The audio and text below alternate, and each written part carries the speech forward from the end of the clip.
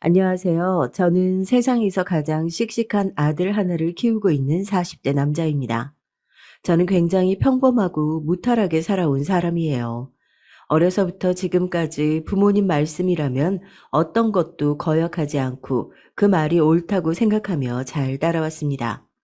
그만큼 부모님을 존경하고 믿었으니까요.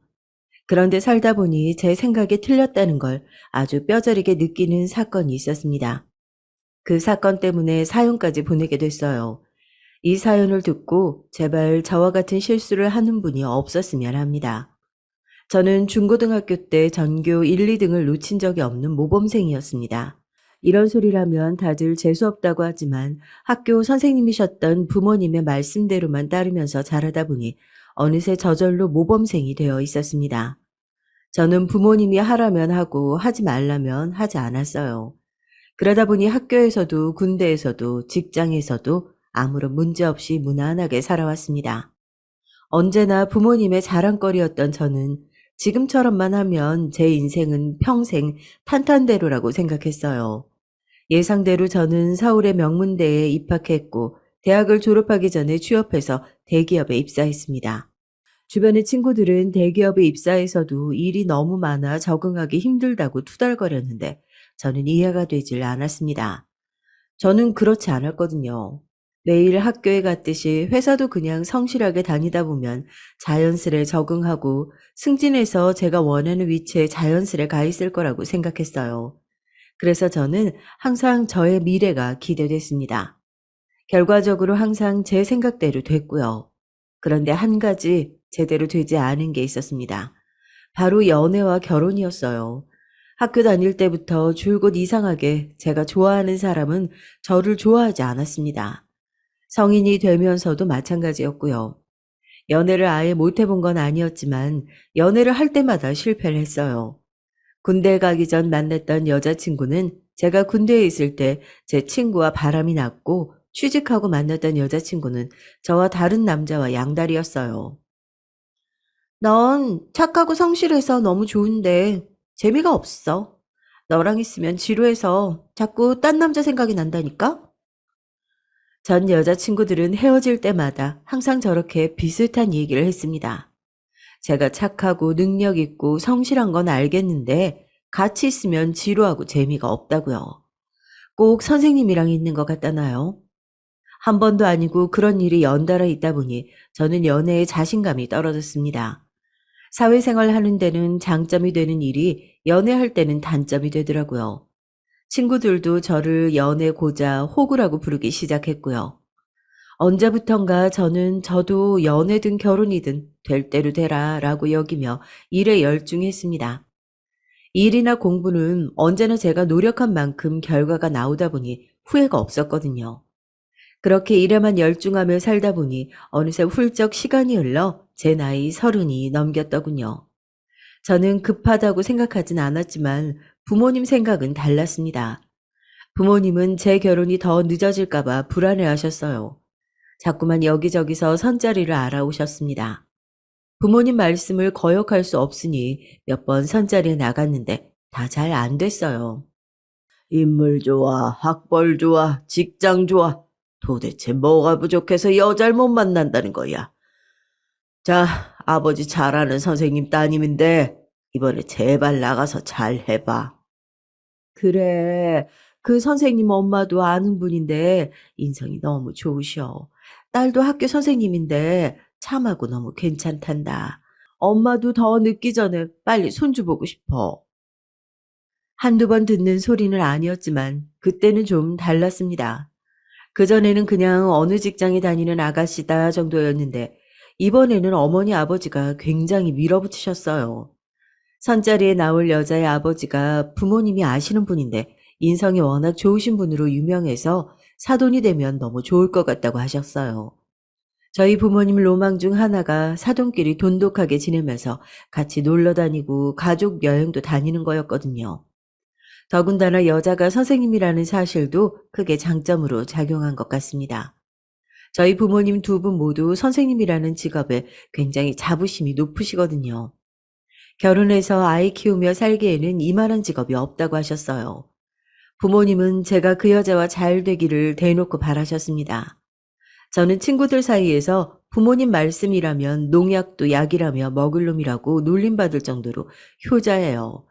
그 정도로 부모님 말씀을 잘 듣고 살았습니다. 그래서였을까요? 여자는 처음 만났을 때부터 여성스럽고 차분한 게 그냥 첫인상이 좋아 보였습니다.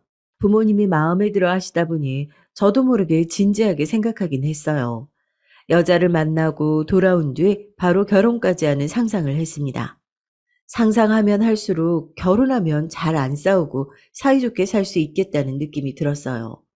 하지만 신중하지 않을 수가 없는 게 제 나름 여자에 대한 상처가 있다 보니 느낌이 좋다고 해서 결혼을 바로 결정할 수는 없었습니다. 어릴 때부터 알던 사이여도 대학 4년 내내 붙어 다녔어도 바람 피우다 양다리를 걸치기도 하니까요. 제가 여자 보는 눈이 없어서 그런 여자들만 만난 걸 수도 있지만 그렇다고 이제 막 만난 여자를 단번에 믿을 수는 없었죠. 그런데 어느새 저는 6개월 만에 식장에 들어가고 있었습니다. 선을 보고 난 이후 부모님의 어땠냐는 질문에 좋았다고 한마디 했는데 양가 부모님이 적극적으로 밀어붙이셨어요. 그 바람에 결혼 이야기가 금방 나왔습니다. 데이트한 지 3번 만에 말이죠. 저는 정말 이렇게 결혼을 하는 게 맞는 건가 매일 고민을 했는데 고민해봐야 이미 늦어 있었습니다. 이미 결혼식 날짜도 잡았고 상견례 날짜도 잡았으니까요. 저는 이미 정해진 일 고민해봐야 소용없다고 생각하고 겸허하게 받아들였어요. 사실 만난 지 얼마 되지 않아서 그렇지 아내가 될 여자는 참 괜찮았거든요. 나이도 저보다 4살이나 어린데 차분하고 성숙했어요. 학교 선생님이라 그런지 겉으로 풍기는 분위기가 점잖았습니다. 이런 여자라면 결혼해서도 잘 살 수 있을 것 같았어요. 무엇보다 아이를 낳아 키운다면 좋은 아내와 엄마가 되어줄 거라는 확신이 들었습니다. 딱 한 가지 걸리는 게 있었어요. 바로 종교였습니다. 상견례 자리에서 처음 알았는데 아내와 처가 식구들 모두 교회를 다닌다고 하더라고요. 제가 종교를 싫어하는 건 아니지만 나름대로 고집 있는 무교다 보니까 저에게 같이 교회에 가자고 하거나 성당에 가자고 하는 건 싫거든요. 워낙 연애 기간이 짧았으니 그런 사소한 이야기도 나누지 않은 채 상견례를 하게 됐어요. 미리 알았다면 제가 당연히 아내에게 미리 이야기를 했을 텐데 서로 몰랐던 부분이니 어른들께서는 자연스레 종교 이야기를 하신 거죠. 아내는 종교가 있어도 제가 따라와 주길 바라는 것 같진 않았지만 장모님께서는 은근히 바라시는 것 같았어요. 우리 집은 모두 다 모태신앙이라 일요일 하루 종일 교회에 있어. 각자 교회에서 맡은 일이 있거든. 이서방 자네에게도 강요하는 건 아니지만 같이 다니다 보면 분명 좋아하게 될 거야. 아이고 여보, 그런 게 은근히 강요하는 거지. 이서방, 우리 식구가 믿음이 강하다 보니까 자연스럽게 하는 소리니 절대 부담 갖지 말게나. 저는 그 자리에서는 알겠다고 애써 웃어 넘겼지만 집에 돌아와서는 한참을 고민했어요. 일요일마다 아침에만 교회 가는 것도 이해하기 힘든데 하루 종일 교회에 있다니요. 그것도 각자 맡은 일을 하면서요. 저는 생각보다 종교에 대한 생각이 깊게 들어서 결혼까지 고민이 될 지경이었습니다. 말로는 장인 장모님께서 강요하지 않는다고 하셨지만 온 식구가 일요일이면 아침에 만나 교회에 가는데 저만 늦게까지 자고 친구들을 만나러 다니며 놀 수는 없잖아요. 그 일로 고민하다가 아내를 만났을 때 제 생각을 이야기했습니다. 제가 다른 건 몰라도 종교에 대해서는 긍정적이지가 않다고요. 그런 제 말에 아내의 말이 굉장히 의외였어요. 나도 상견례 때는 부모님이 계셔서 말 못했는데 사실 나도 교회 다니는 거 힘들어. 그래서 결혼하면 집이 멀다는 핑계로 슬슬 안 갈 거니까 너무 걱정하지 마. 사람이 참 이렇게 간사합니다. 바로 조금 전까지 종교 문제로 결혼까지 고민해놓고 아내가 교회를 안 가도 된다고 하니까 표정이 숨겨지질 않더군요. 좋아서요. 저는 다행이라고 생각했습니다. 아내에 대해서 새삼 깨달은 게 그래도 말이 통하는 사람이구나라는 거였어요. 사실 말이 통한다는 게 가족이든 친구든 살면서 제일 중요한 거잖아요. 문제가 생겨서 싸우게 됐을 때 서로 말이 안 통하고 상대방을 배려하지 않으면 문제가 해결되지 않으니까요. 저에게는 종교 부분이 굉장히 중요한 일이었는데 이야기가 통해서 다행이다 싶었습니다. 저는 연애를 오래 하지 않아 과연 이대로 결혼해서 잘 살 수 있을까라는 조금의 걱정이 있었어요. 그래도 제가 잘하면 문제 없을 거라고 막연하게나마 생각했습니다. 지금까지 살아온 대로 결혼 생활도 성실하게 하다 보면 문제 없을 거라고요. 그런데 제가 결혼을 너무 만만하게 봤나 봐요. 생각처럼 쉽지 않았습니다. 사람을 반년 보고 판단한다는 게 역시나 무리였을까요? 짧게 연애하고 결혼을 해서인지 아내와는 살면 살수록 매일 새로운 모습을 발견하고는 했습니다. 물론 새로워서 신선하고 좋기도 했지만 그만큼 낯설 때도 있었어요. 이 사람한테 이런 모습도 있구나 싶어서요. 가장 신기했던 건 아내는 평소에도 굉장히 말수가 적고 외출을 별로 좋아하지 않는다는 겁니다. 항상 학교, 집이었어요. 일요일 교회 가던 것도 정말 결혼하자마자 가지 않았습니다. 집이 멀다는 핑계로 안 가는 것 같더라고요. 장인 장모님은 신혼집 근처에 있는 교회라도 다니고 하셨지만 아내는 전혀 알아보지 않았어요. 물론 집에만 있는 게 제일 좋고 편하죠. 저는 그게 이상하다는 게 아닙니다. 아내는 자주 만나는 친구도 거의 없고 따로 연락하는 직장 동료도 없더라고요. 하루 종일 같이 있어도 핸드폰으로 누군가와 연락 한번 하는 걸 본 적이 없어요. 핸드폰 기록엔 항상 저 아니면 장인 장모님 정도였죠. 생각해보니 연애할 때도 일주일에 한 번 쉬는 날 반나절 정도 저랑 만났던 것 같아요. 근무하는 평일엔 거의 만난 적이 없고요. 연애할 때는 집도 멀고 일도 서로 바쁘니까 그러려니 했는데 부부가 돼서 같이 살다 보니 그런 모습이 좀 당황스러울 때가 종종 있었습니다. 그리고 시간이 갈수록 제가 불편해졌어요. 아내가 인간관계가 좁다 보니 저의 주변 친구 관계나 사회생활에 대해서 이해하지 못할 때가 많았거든요. 한 번은 이런 적이 있었어요. 아내가 평일에는 퇴근하면 곧장 집에 와서 쉬는 편이라 저도 평일에는 친구를 만나기가 힘들었어요. 아내가 혼자 있는 건 또 싫어해서 저도 항상 퇴근하면 곧장 집에 와 함께 있어 주길 바랐습니다. 아무리 그래도 저도 친구도 있고 직장 동료들이 있다 보니까 가끔 저녁도 먹고 회식도 하잖아요. 그러면 아내가 그렇게 눈치를 줬어요. 금요일 저녁이라도 친구랑 저녁이라도 먹고 들어간다고 하면 목소리가 싹 변했습니다. 불금인데 집에서 영화 보면서 맥주라도 한 잔 해야 되는 거 아니야? 어떻게 집에 나를 혼자 두고 친구랑 시간을 보낼 수 있어? 저도 제가 매일 친구만 만나러 다니는 거면 미안한 마음이라도 들겠어요. 그런데 그게 아니에요. 평일 주말 모두 다 아내와 집에서 보내는데 일주일에 딱 한 끼라도 친구를 만나고 싶었죠. 그런데 아내는 그 정도도 이해를 못했습니다. 무조건 회사에 있는 시간이 아니면 집에서 함께 있어야 한다고 여겼죠. 나 한 달 만에 친구 만나는 거야. 나도 오늘은 좀 놀다 들어갈 거니까 당신도 친구도 좀 만나서 쇼핑도 하고 맛있는 것도 먹고 좀 해. 저도 모르게 좀 답답해서 한숨을 쉬며 말했습니다. 우리가 서로 뜨겁게 연애하다가 결혼한 사이도 아닌데 매일매일 24시간 붙어 있어야 한다는 건 저에게 고역이었어요. 결혼해서 남편이 생겼는데 친구가 뭐가 필요해? 세상에서 제일 좋은 친구가 생겼는데. 부부가 항상 같이 있는 것도 좋지만 나도 내 사생활이라는 게 있는데 친구도 만나고 사회생활도 해야지. 자기 정말 너무한다. 난 자기랑 조금이라도 더 있으려고 부모님께 잔소리 들어가면서도 교회 안 가고 있는데. 순간 당황해서 저는 말문이 막혔습니다. 너무 기가 막히는데 아무렇지 않은 얼굴의 아내를 보니 도저히 말을 할 수가 없더군요. 서로 탓하고 소리치면서 싸우는 것만 싸우는 게 아니에요. 사고방식이 서로 다르다는 게 저에게는 굉장히 스트레스로 다가왔습니다. 더군다나 교회에 안 가는 게 저를 배려하는 행동이라고 하는데 정말 천불이 나더군요. 아내는 제가 좋아서 그러는 거랍니다. 그래서 저랑 한시라도 떨어지고 싶지 않다네요. 제가 더는 말할 수가 없는 게 아내는 진심으로 그렇게 생각하는 것 같았어요. 아내 말이 부부는 언제나 한 몸처럼 지내야 한대요. 물론 아예 틀린 말은 아니니 화낼 일은 아니었습니다. 저도 아내와 같이 있는 게 싫은 게 아니니까요. 단지 저도 저만의 시간을 좀 보내고 싶을 뿐이었어요. 하지만 어쩌겠어요. 제가 선택한 아내가 그런 사람이니 제가 부족하다면 맞춰 나가야 했죠. 그래서 더는 그 일로 아내와 다투고 싶지 않아 결혼 초반에는 제가 많이 맞췄습니다.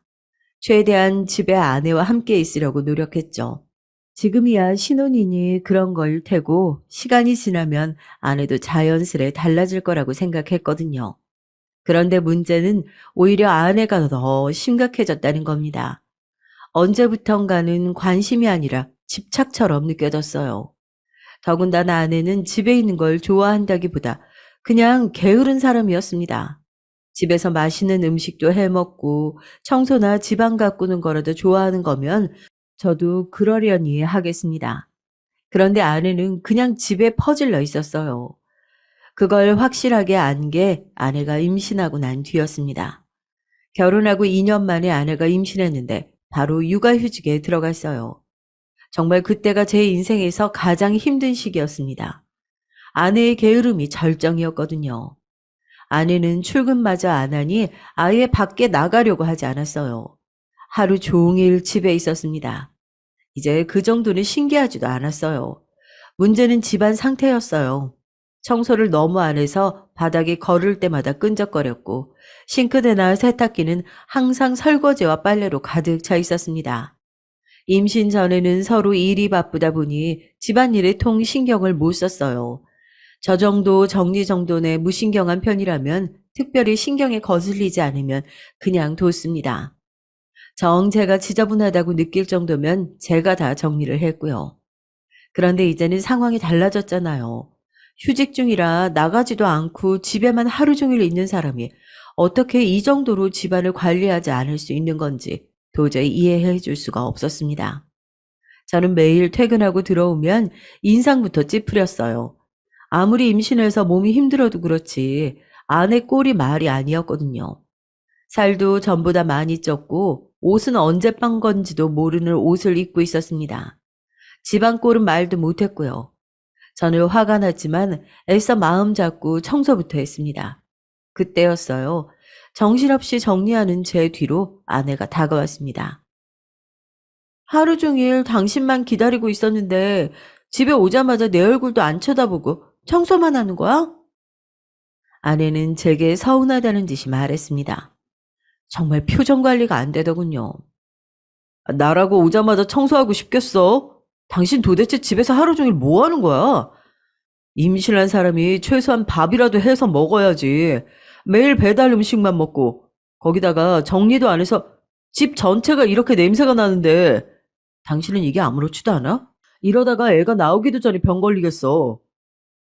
심한 말은 정말 하고 싶지 않았는데 집안 꼬라지를 보면 저도 모르게 절로 화가 치밀었어요.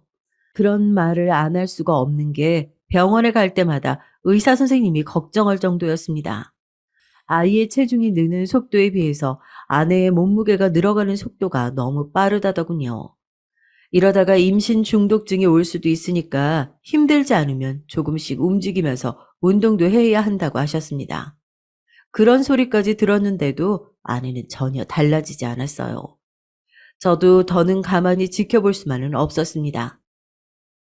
자기야, 오늘 날씨도 좋은데 나랑 나가서 산책도 좀 하고 분위기 좋은 카페 가서 달달한 거라도 좀 먹고 올까? 아니, 나는 이렇게 날씨 좋은 날 나가는 게 더 싫어. 사람이 너무 많아. 몸도 무거운데 그냥 집에 있을래. 순간 저도 모르게 울컥 화가 났습니다. 병원에서 의사 선생님이 아이를 생각해서라도 운동하라고 했는데도 저렇게 게으른 소리를 하니 속이 터질 것 같더군요. 저는 이대로 있다가는 아내에게 화를 낼 것 같아 자리를 피하려고 했어요. 나 너무 답답해서 안 되겠어. 그럼 나는 좀 나가서 산책이라도 좀 하고 올게. 쉬고 있어. 나 혼자 두고 어딜 간다는 거야. 의사 선생님 말씀 못 들었어? 나 임신 중독증 걸릴 수도 있다잖아. 그게 다 오빠가 바빠서 내가 외로워서 그래. 오늘은 집에서 둘이 하루 종일 같이 있자. 저는 그날 결혼하고 처음으로 아내에게 화를 냈어요. 이러다가는 제가 미쳐버릴 것만 같았습니다. 아, 제발 그만 좀 해. 의사 선생님 말씀은 당신이 살은 계속 찌는데 안 움직이고 집에만 있으니까 임신 중독증이 올 수도 있다는 거잖아. 당신 히키코모리도 아니고, 아, 도대체 왜 이러는 거야? 지금까지 쌓여있던 감정이 폭발하고 말았습니다. 저도 아내를 이해해 보려고 했지만 시간이 지날수록 점점 더 아내를 이해할 수가 없었거든요. 그날 제 말에 상처받은 아내는 펑펑 울었습니다. 저는 울기만 하는 아내가 답답했지만 더 화를 낼 수는 없었어요. 저는 아내에게 소리 질러서 미안하다고 바로 사과를 했고, 그리고 차분하게 제 생각을 이야기했습니다. 당신이 집에 있는 걸 좋아하고 나가는 걸 별로 좋아하지 않는 것도 알지만 그렇다고 언제까지 이렇게만 지낼 수는 없으니 저와 하나씩 노력해 보자고 했어요. 제가 많이 돕겠다고요. 아내는 애써 서러운 마음을 진정시키고 저와 함께라면 뭐든지 본인도 노력해 보겠다고 했습니다. 당시에 심적으로 힘들긴 했지만 어느 부부나 그런 시기가 있을 수 있다고 생각하기로 했어요. 앞으로 아이를 낳으면 아내와 저 둘 다 부모가 될 텐데 더 성숙하고 안정적인 모습으로 아이에게 좋은 본보기가 되는 부모가 되어야 하니까요. 그렇게 시간이 흘러 아내가 아이를 낳았습니다. 임신하고 출산하는 동안 아내가 많이 고생했으니까 아이가 태어난 뒤에는 제가 육아휴직을 쓰겠다고 했어요. 그런데 아내는 육아휴직을 반년 더 쓰면서까지 본인이 아이를 돌봤습니다. 사실 저는 아내가 좀 걱정돼서 제가 육아휴직을 쓰려고 했거든요. 안 그래도 집 밖으로 나가지 않는 사람인데 아이를 키우다 보면 힘들어서 더 집에만 있고 아예 밖에 생활은 안 할게 될 것 같아서요. 그런데 제 예상대로 아내는 정말 아들과 집에만 있었습니다. 처음엔 아이가 어리기도 했고 아내가 원래도 집을 좋아하는 사람이니 그럴 수 있다고 생각했어요. 그런데 지켜보니까 아무리 봐도 좀 심하게 집에만 있었어요. 아이가 100일이 될 때까지 아내는 한 번도 외출하지 않았습니다. 그것도 양가 어른들이 아이 100일이니 밖에서 밥을 먹자고 해서 나간 게 처음이었어요. 그 전까지는 아내는 집 앞에 도착한 택배를 가지러 나가는 게 외출의 전부였죠. 아이가 태어나고 난 뒤 아내의 문제는 하나 더 생겼습니다. 제가 회사에 출근한 순간부터 퇴근해서 집에 올 때까지 수시로 전화를 해댔어요. 아이가 울 때마다 잠들지 않을 때마다 초조해서 제게 전화를 해댔습니다. 제가 일이 바빠서 전화라도 안 받으면 문자가 50통씩 와 있었어요. 애가 잠을 안 자. 책에서 보면 다른 애들은 밤에 안 자면 낮에 분유 먹고라도 2시간은 잔다는데 우리 진영이 어디 문제 있는 거 아닐까? 아무래도 병원에 가보는 게 좋겠지. 만약에 무슨 문제 있는 거면 어떡해? 나 무서워 자기야. 집에 좀 와주면 안 돼? 잠깐 사이에 저런 문자가 수십 통씩 와 있으면 정말 저까지 불안했습니다. 일에 집중할 수가 없었어요. 아무리 생각해도 육아 우울증인 것 같아 저는 아내에게 조심스레 병원에 가보자고 했어요. 도저히 옆에 있는 내가 힘들어서 안 되겠다고요. 그런데 아내는 제 말에 버럭 화를 냈습니다. 내가 애 키우느라 힘들어서 좀 도와달라는 건데 그게 이해가 안 되고 힘들다고? 당신이 그러고도 우리 진영이 아빠야? 나도 우리 진영이 잘 키우려고 이러는 건데 나더러 정신병이라니?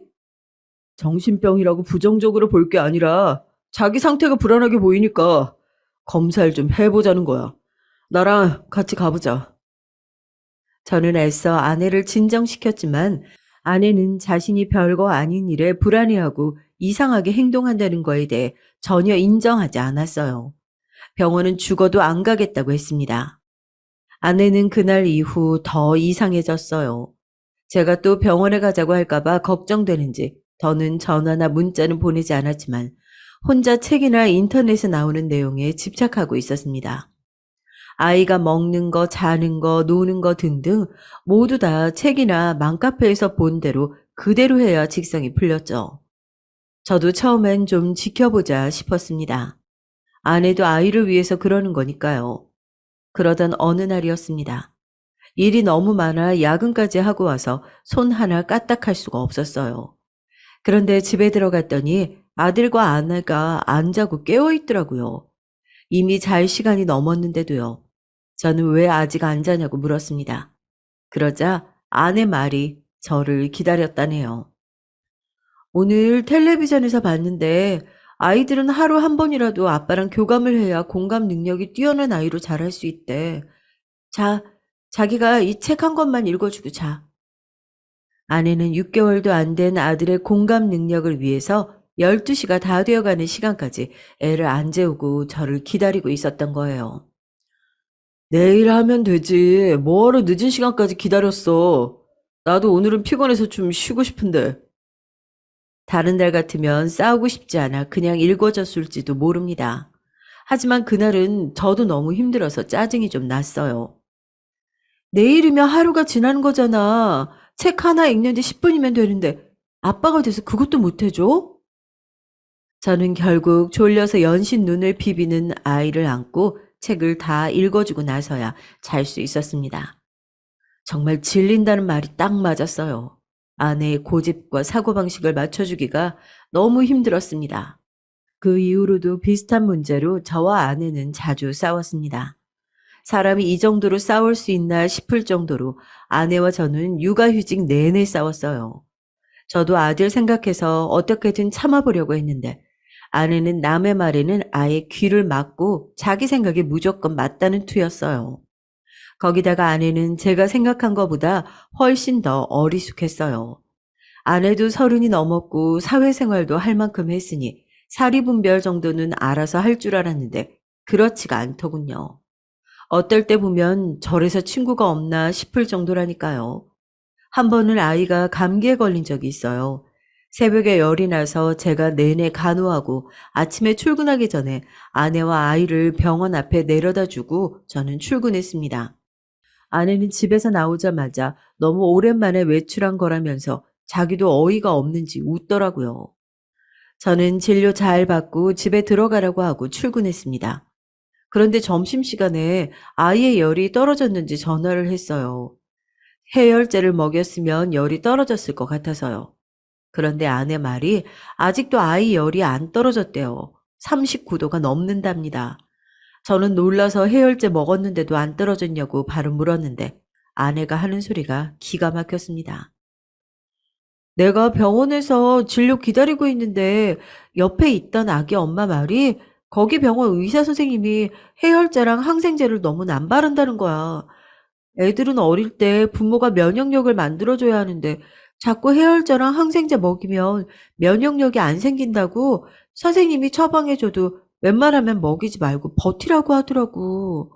그래서 일부러 안 주고 있는데 영 열이 안 떨어지네. 저는 순간 얼굴이 뜨거워질 정도로 화가 났어요. 이 정도가 되니 제가 이상한 건가 싶더군요. 기껏 병원까지 가서 의사 선생님 말은 안 듣고 처음 본 아기 엄마 말을 듣는다는 게 상식적으로 이해가 되세요? 저는 아무리 생각해도 납득이 안 돼서 미치고 팔짝 뛸 노릇이었습니다. 당신 제정신이야? 이제 6개월 된 애가 열이 39도인데 해열제를 안 먹이면 어떡해. 쓸데없는 소리 하지 말고 의사가 처방해준 약 바로 먹여. 제가 소리까지 지르는데도 아내는 태평하게 별일 아니라는 듯 알겠다고 해열제를 먹이겠다고 전화를 끊었습니다. 이럴 때 보면 아내가 어디가 좀 모자란 게 아닌가 싶을 때도 있어요. 다른 사람들한테 말하면 다들 놀라요. 학교 선생님이라는 분이 어쩜 그렇게 순진하냐고요. 말이 좋아 순진한 거지 제가 보기엔 분명 모자란 게 확실합니다. 그로부터 얼마 뒤 얌전히 집에만 있는 줄 알았던 아내가 사고를 쳤어요. 제가 중간에 알게 돼서 빠르게 수습하긴 했지만 안 그랬으면 대형 사고가 날 뻔했습니다. 아내가 다단계에 빠질 뻔했어요. 하루 종일 그놈의 맘카페니 뭐니만 보고 있더니만 일을 쳤습니다. 아내가 맘카페에서 우연히 알게 돼서 연락을 주고받던 아줌마가 있었나 봐요. 그 아줌마가 핸드폰으로 돈을 벌 수 있는 방법이 있다고 아내에게 이야기를 한 거죠. 간단하게 제품 몇 개만 사서 후기 쓰고 다른 사람에게 소개해서 파는 일이었는데 모든 과정이 집에서 핸드폰 하나로 할 수 있는 일이다 보니 아내가 솔깃했던 거죠. 애 잘 때 옆에서 잠이나 자고 밀린 집안일이나 하면 뭐해. 아니, 돈도 안 나오는 일인데. 핸드폰으로 10분만 투자하면 몇만 원씩 벌 수 있는데 이게 낫지. 얼굴도 모르는 아줌마 이야기만 듣고 별로 이상하지 않다고 느낀 아내는 아줌마가 시키는 대로 했습니다. 그런데 글쎄 그게 바로 다단계였어요. 어느 날 제가 우연히 아내 핸드폰을 보게 됐는데 은행 앱이 켜져 있었어요. 그런데 꽤 큰 돈이 이체된 내역이 있더라고요. 전혀 모르는 사람한테요. 저는 곧바로 아내에게 이 사람이 누구냐고 물었는데 아내는 말을 안 했습니다. 저는 아무래도 이상해서 아내 핸드폰을 뺏어서 이것저것 확인했어요. 그 아줌마가 소개했다는 사이트와 주고받은 메시지 내용까지 몽땅 다 확인했습니다. 그런데 제가 보기엔 딱 봐도 사기더라고요. 당신 정말 애들 가르치는 학교 선생님 맞아? 아, 어떻게 이런 말도 안 되는 거에 속아? 여보, 그 언니 이상한 사람 아니야. 자기는 잘 알지도 못하면서 함부로 말하지 마. 나한테 매일 힘들지 않냐고 위로해주고 커피 쿠폰 같은 것도 보내준 좋은 언니야. 아내는 순진하다는 말로는 표현이 안 될 정도로 멍청했습니다.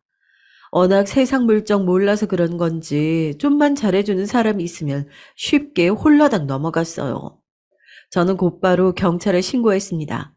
그 아줌마가 말한 사이트에서 팔던 물건들은 다 제대로 허가받지 않은 불법 상품들이었어요. 만약 이대로 계속 팔았다가 문제가 생겼으면 아내도 조사를 받아야 할지도 모르는 일이었습니다. 아내는 그 아줌마가 사기꾼이고 아내에게 일부러 접근했다는 사실을 알고도 믿지 않았어요. 오히려 저더러 몇 푼 되지도 않는 돈 때문에 신고까지 하냐고 했습니다. 아내는 여러 면에서 제정신이 아니었어요. 제가 아무리 이야기해도 변하지 않는 아내를 지켜보는 게 너무 힘들었습니다. 저는 고민 끝에 제가 육아휴직을 쓰겠다고 했어요. 사실 누가 보면 제가 육아휴직을 쓰고 싶어서 안 달랐는지 알겠지만 아니에요. 저도 당시에 승진 시험을 앞두고 있었기에 직장에서도 중요한 시기였습니다. 하지만 아내를 이대로 뒀다가는 다시 학교로 돌아가지 못할 것 같아서 제가 휴직을 하기로 했어요. 아내에게 말하지 않았지만 아내 때문에 제가 너무 힘들어서 장인 장모님께도 말씀드렸습니다. 아무래도 아내가 치료가 필요한 것 같은데 아내가 자신의 상태에 대해 인정을 안 하니까 좀 도와달라고요. 장인 장모님께서도 걱정이 많으셨어요. 하지만 제 생각처럼 무조건 병원에 데리고 가는 게 답은 아니라고 하셨습니다. 지금까지 크면서 한 번을 속 썩인 적 없는 애야. 잠시 애 낳고 키우느라 힘들어 그러는 거니까 자네가 좀 이해해줘. 그래, 이서방. 내가 자주 와서 애도 봐주고 집안일도 도와줄 테니까 너무 걱정하지 말고 우리가 주일마다 가서 기도할게. 장인 장모님은 딸과 저를 걱정하신다면서도 심각하게 받아들이진 않으셨어요. 저는 아들을 생각해서라도 아내가 조금만 노력해 주길 바랐습니다. 그래서 저도 육아휴직까지 한 거예요. 아내가 너무 집에만 있다 보니 점점 더 이상해지는 것 같아서 예전처럼 학교에 나가 일하다 보면 좀 나아지겠지 기대했습니다. 아내는 복직하는 거에 대해서 끝까지 고민했지만 제가 애써 설득했어요. 그리고 일하는 게 너무 힘들면 그만둬도 되니 아내가 좋아하는 일을 같이 찾아보자고까지 했어요. 아내는 못 이기는 척 복직을 했습니다. 아내가 복직한 이후 그래도 많이 나아지는 것 같았어요. 저도 아내가 나가서 일하는 동안 부단히 노력했습니다. 아들을 돌보면서도 아내를 위해 요리하고 청소를 했어요. 웬만하면 외출하지 않고 아내가 전부 다 안정감을 느낄 수 있도록 자상하게 대하려고 노력했죠. 그런데 제 계획이 통했는지 몇 개월 만에 아내가 변했습니다. 퇴근하고 직장 동료들이랑 밥을 먹기로 했다면서 늦게 들어오기도 하고 주말이면 약속이 있다면서 나가기도 했어요. 저는 아이를 보느라 좀 힘들어도 아내가 외출을 한다는 사실이 너무 좋았습니다. 저나 아들이 아닌 다른 누군가와 소통하고 교류한다는 것만으로도 좋은 변화라고 생각했죠. 그런데 이게 또 좀 이상했습니다. 아내는 외출을 하는 횟수가 늘다 못해 집에 있는 시간이 별로 없었어요. 학교에 일이 많다며 평일에도 평소보다 1시간씩 일찍 출근하더니만 이제는 퇴근도 8, 9시나 돼야 했어요. 제가 학교 일이야 잘 모르니까 정말 바빠서 그럴 수 있겠지 했지만 이런 일이 잦아지니까 저도 좀 걱정이 되더군요. 심지어 아내가 갑자기 살을 빼겠다면서 헬스랑 수영을 등록했다고 하더라고요. 그러더니 아예 평일 저녁은 매일 수영을 하고 왔고 주말이면 헬스장에 가서 몇 시간씩 들어오질 않았어요. 저는 180도 달라진 아내의 행동에 의심하지 않을 수가 없었습니다. 아내처럼 집에 있기를 좋아하던 사람이 아무리 복직해서 바빠졌다고 해도 쉬는 날까지 밖에 나가 있는다는 건 있을 수 없는 일이에요. 저의 의심은 점점 더 확신으로 변해갔습니다. 잦은 외출도 이상했지만 외모 가꾸는 일에 관심도 없었던 사람이 옷이며 화장에 신경 쓰는 걸 보니 더 확신이 들더군요. 이건 100% 바람이었습니다.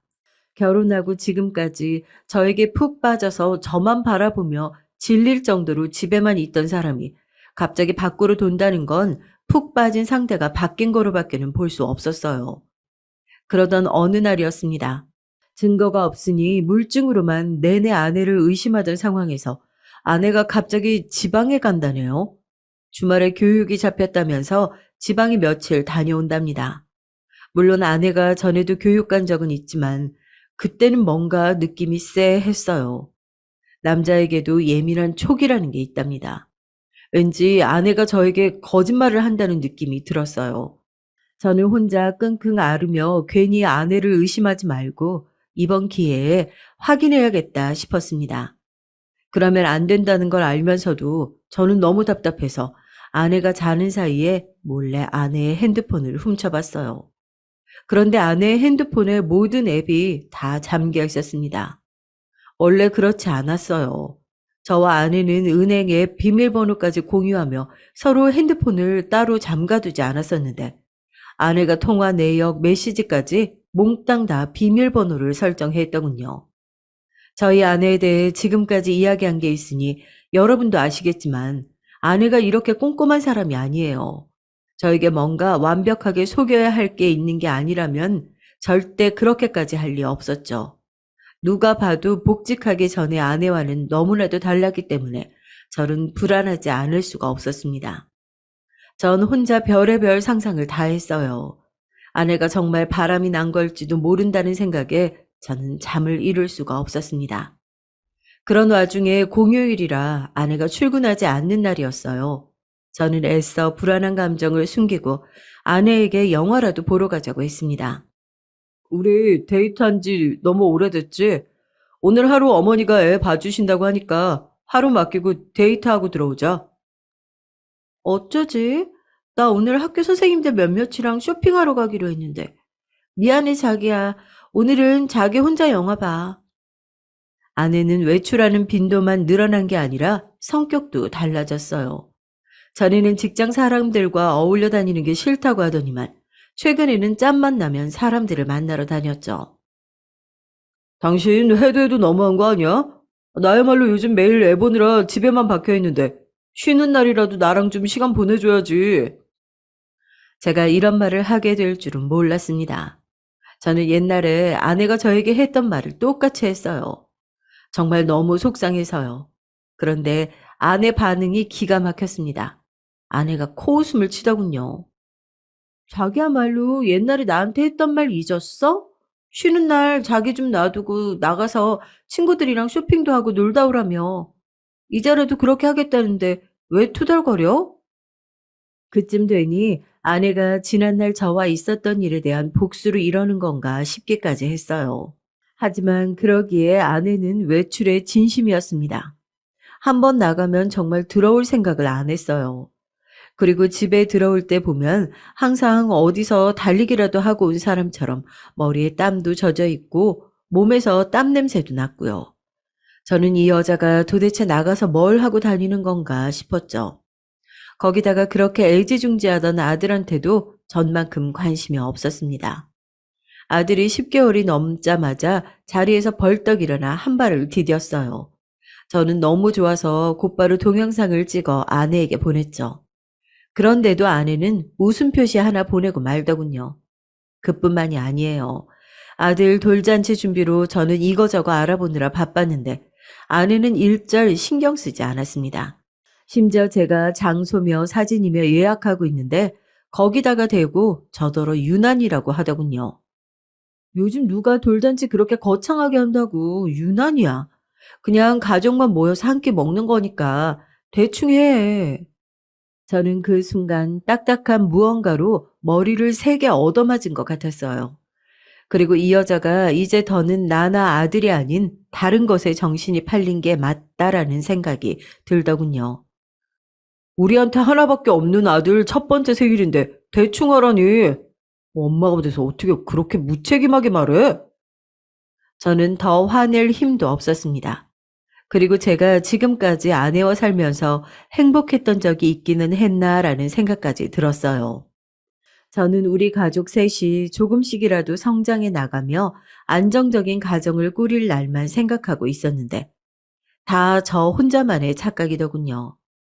저는 아내와 살면 살수록 이 여자가 도대체 어떤 여자인지를 모르겠더라고요. 이쯤 되니 제 인생이 통째로 아내에게 이용당했다는 느낌마저 들었습니다. 저는 아내에 대해 어떤 기대도 하지 않기로 했어요. 그리고 제 두 눈으로 아내가 어떤 여자인지 확인하기로 했죠. 저는 아내 몰래 아내의 핸드폰에 위치 추적 앱을 깔았어요. 아내가 어디서 뭘 하고 다니는 건지 알기 위해서요. 그런데 충격적인 일이 일어났습니다. 다음날 학교에 출근한다던 아내의 위치가 학교가 아니었습니다. 저는 놀라서 핸드폰을 몇 번이나 껐다 켰다 하면서 확인을 했는데 아내의 위치는 그대로였어요. 아내의 위치는 바로 저희 옆집이었습니다. 그 순간 제 머릿속에 한 가지가 떠오르는 게 있었어요. 얼마 전 제가 마트에 갔다가 아들을 아기띠에 메고 엘리베이터를 타고 올라가는데 옆집 사람을 만난 적이 있었어요. 사실 저는 아예 처음 보는 사람이라 옆집 사람인 줄도 몰랐는데 그 남자는 저를 바로 알아보더라고요. 거기다가 더 어이없는 건 제 아들 이름까지 알고 있었습니다. 안녕하세요. 902호 사시죠? 저 901호 살아요. 사모님께 이야기 많이 들었습니다. 이야기가 준서예요? 아유, 듣던 대로 아주 미남이네. 엘리베이터가 금방 9층에 도착해서 가볍게 인사만 하고 집에 들어왔지만 아무래도 음흉스럽게 생긴 남자다 싶었어요. 아내는 저 남자랑 무슨 이야기까지 했길래 저런 남자가 제 아들 이름까지 알고 있나 싶었죠. 그때는 세상 물정 모르고 아내가 또 괜한 소리를 했나 보다 하고 말았는데 아내의 위치를 확인하고 나니 피가 거꾸로 솟았습니다. 이 언놈이 그렇고 그런 사이였어. 저는 화가 나서 아들을 등에 업은 채 그냥 손에 잡히는 대로 아무거나 들고 밖으로 나왔어요. 그러고는 손에 들고 있던 망치로 901호 현관문을 3개 두드렸습니다. 쾅쾅 소리와 함께 901호 현관문이 찌그러졌어요. 901호! 이 음흉스럽게 생긴 새끼야. 너 나와. 오늘 너 죽고 나 죽자. 빨리 나와. 제가 문을 부술 듯이 두드리며 소리를 지르자 그제야 현관문이 열렸습니다. 그런데 그때 제 눈앞에는 기함할 정도로 믿을 수 없는 광경이 펼쳐졌어요. 분명 그 음흉하게 생긴 901호와 아내가 불륜관계일 거라고 확신하고 왔는데 집안에는 901호 놈과 아내 말고도 열댓 명이 더 있었습니다. 다들 뭘 하는 건지 둥그렇게 모여 앉아 있었어요. 그때서야 저를 발견한 아내가 놀란 눈을 하고 밖으로 나왔습니다. 여보, 당신 여기가 어디라고 와? 현관문은 왜 또 부쉈어? 신랑님 노하시게. 아내는 적반하장으로 저더러 여길 왜 왔냐고 따졌어요. 거기다가 알아듣지도 못할 개소리를 해댔습니다. 저 때문에 신령님이 노하신다네요. 저는 기가 막혀서 아내를 향해 소리를 버럭 질렀습니다. 당신이야말로 출근 안 하고 여기서 도대체 뭐 하는 거야? 신령님은 무슨 소리고? 이 사람들 다 뭐야? 도무지 제 눈앞에 펼쳐진 상황을 이해할 수 없어서 저는 어안이 벙벙한 상태였죠. 그때였습니다. 한복도 아닌 것이 기모노도 아닌 이상한 복장을 한 901호 새끼가 재수없는 미소를 지으며 저에게 다가오더군요. 아이고, 사장님, 이렇게 또 뵙네요. 저의 신전에 오신 걸 환영합니다. 안 그래도 사모님께 항상 사장님도 모시고 오라고 말씀드렸는데, 이렇게라도 와주시니 감사합니다. 자, 오신 김에 앉으셔서 저희와 함께 신령님께 인사드립시다. 901호 남자의 한마디에 다들 갑자기 짝이라도 한 것처럼 이상한 동물 울음소리 같은 걸 내면서 방 안으로 들어갔어요. 그러더니 바닥에 납작 엎드려 무슨 주문 같은 걸 외우더라고요. 저희 아내도 마찬가지고요. 다들 미친 건가 싶어 미간을 찌푸리는 사이 남자는 제 손목을 잡고 안쪽으로 끌고 들어갔습니다. 그런데 방 안의 모습을 보고 저는 경악을 금치 못했어요. 방 안은 온통 요란하게 생긴 천으로 창문을 가려놔서 빛 한 점 들어오지 않게 어두웠죠. 거기다가 방 안에는 이상하게 생긴 조각상들과 그림이 가득했어요. 아내와 사람들은 그 이상하게 생긴 조각상 아래 머리를 조아리고 있었습니다. 그제야 저는 정신이 번쩍 들었어요. 아내가 이제 하다하다 사이비 종교에 미친 거죠. 사장님, 준서는 저한테 맡기시고 신령님께 인사드리세요. 부부가 함께 오셨으니 신령님께서 더 기뻐하실 겁니다. 이런 미친 새끼 돌았나? 내 아들한테서 손 안 떼?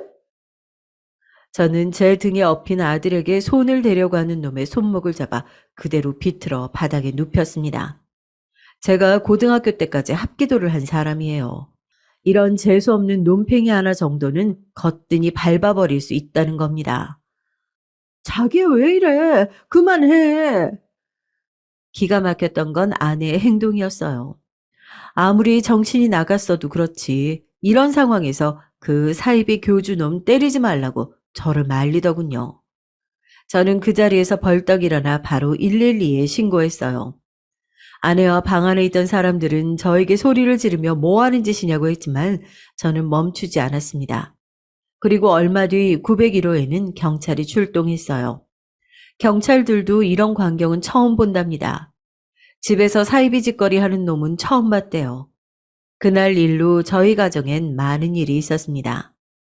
알고 보니 아내가 복직했다는 말은 처음부터 거짓말이었어요. 아니, 복직하기는 하려고 했답니다. 그런데 복직 첫날 출근을 하려다가 너무 학교에 가기 싫어서 학교에 안 가고 아파트 근처를 배회했대요. 그러다가 901호 사기꾼 새끼 눈에 딱 든 겁니다. 그런 사기꾼 새끼 눈에는 딱 보이나 봅니다. 호구라고요. 아내는 그 사이비 교주 새끼 말에 홀라당 넘어가 매일 그 집에 드나드는 겁니다. 저한테는 친구 만난다, 학교 동료들과 만난다, 거짓말을 하고요. 그런데 더 큰 문제는 아내가 그 자식에게 돈까지 갖다 바쳤다는 겁니다. 저와 아내는 돈 관리를 각자 했어요. 지금까지 한 달에 생활비를 반반씩 모아서 살기 때문에 아내가 돈을 얼마나 가지고 있었는지 저는 몰라요.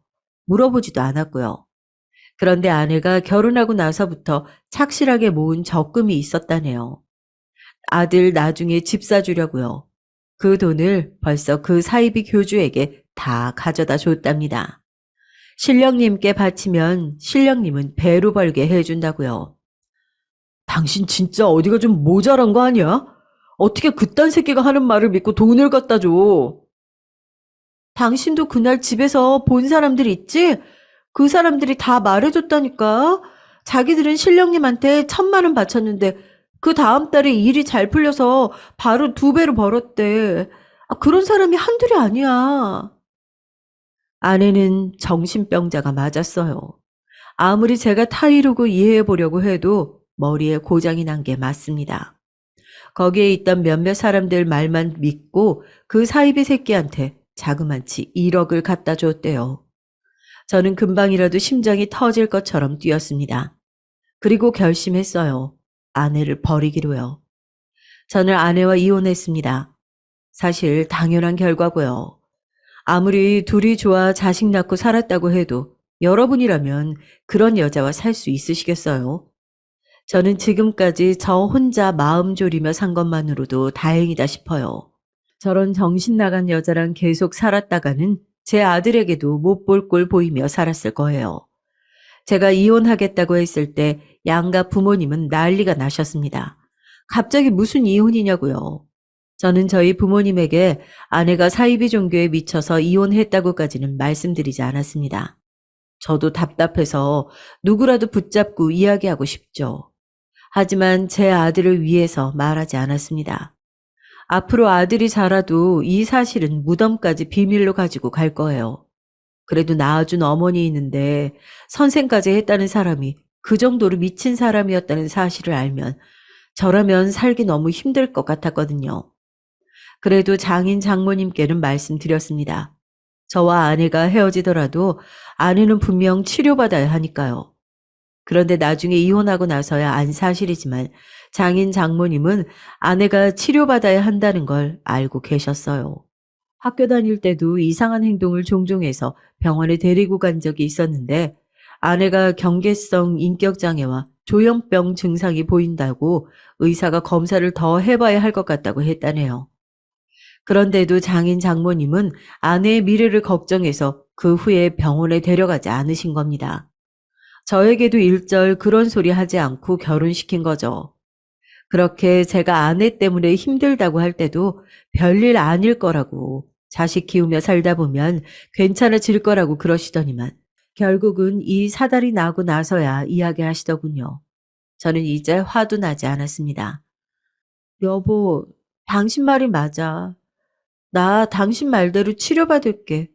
나 치료받고 오면 꼭 우리 준서 다시 만나게 해줘야 돼. 알았지?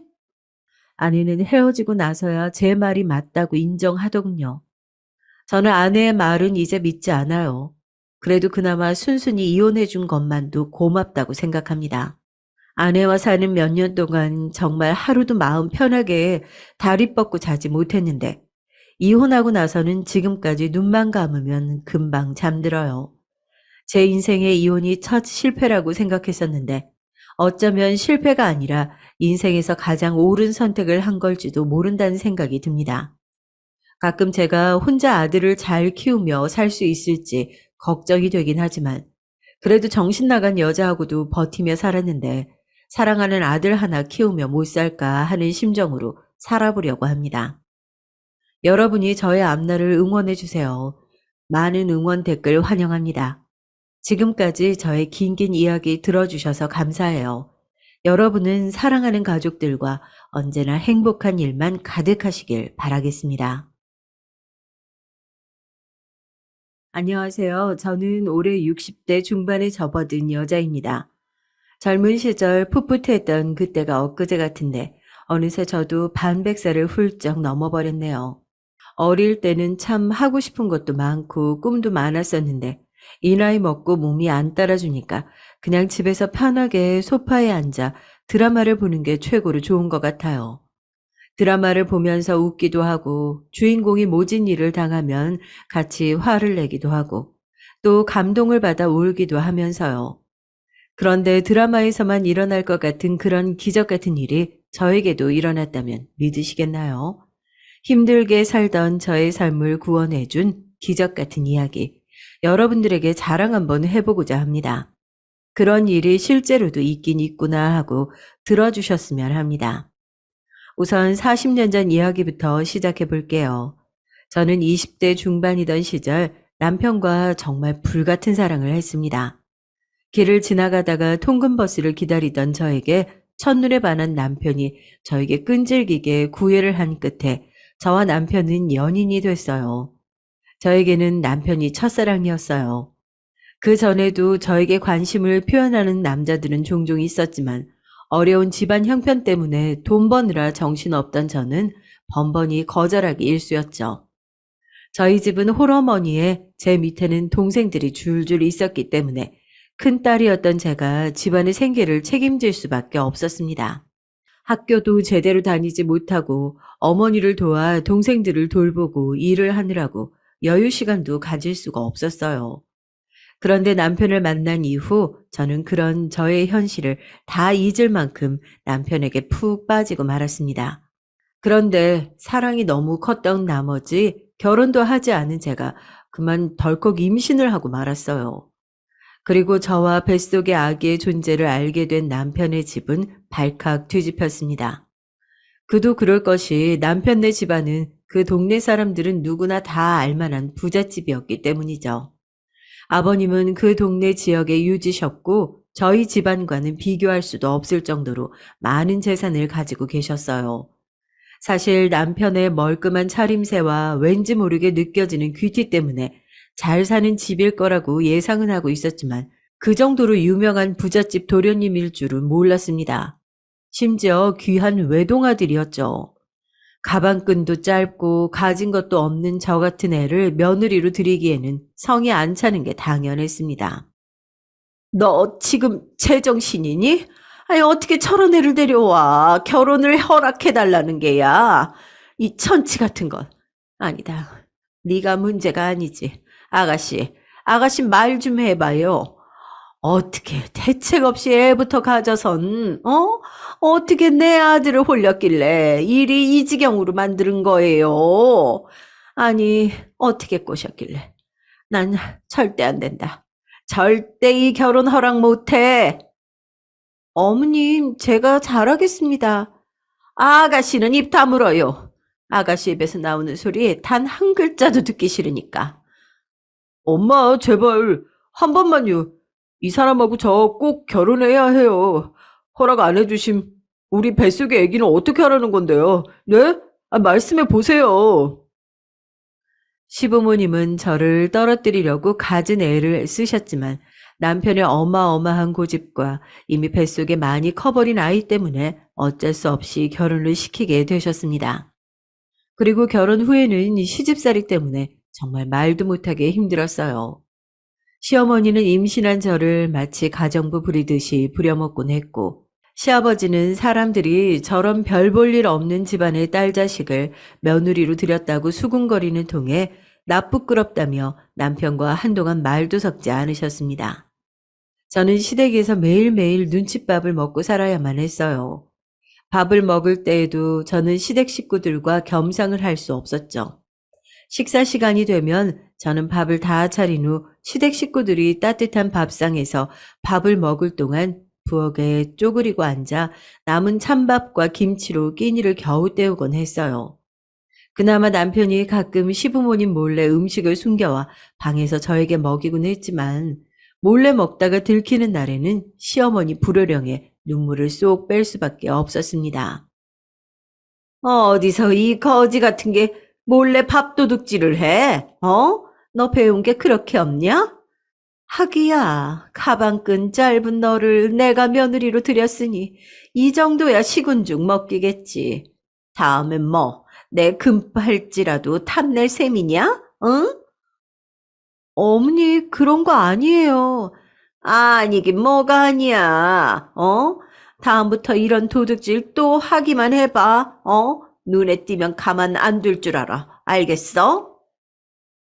게다가 아버님은 제가 너무 마음에 안 들어서 매일 다른 집 딸 자식들과 비교하곤 했어요. 그때 당시 아버님이 저한테 자주 했던 말이 갑자기 생각이 나네요. 너만 아니었으면 내가 똑똑한 교사 며느리를 봤을 거다. 내가 우리 기석이 정사장 내 둘째 딸과 결혼시키려고 점찍어 놨건만. 어디서 이런 못 배워먹은 년이 굴러 들어와서는 어휴. 아버지, 그만하세요. 왜 집사람한테 그런 험한 말씀을 하시는 거예요? 그만들 좀 이 사람 괴롭히시라고요. 저는 아버님이 저런 소리를 하실 때마다 할 말이 없어 고개만 푹 숙이곤 눈물을 흘렸죠.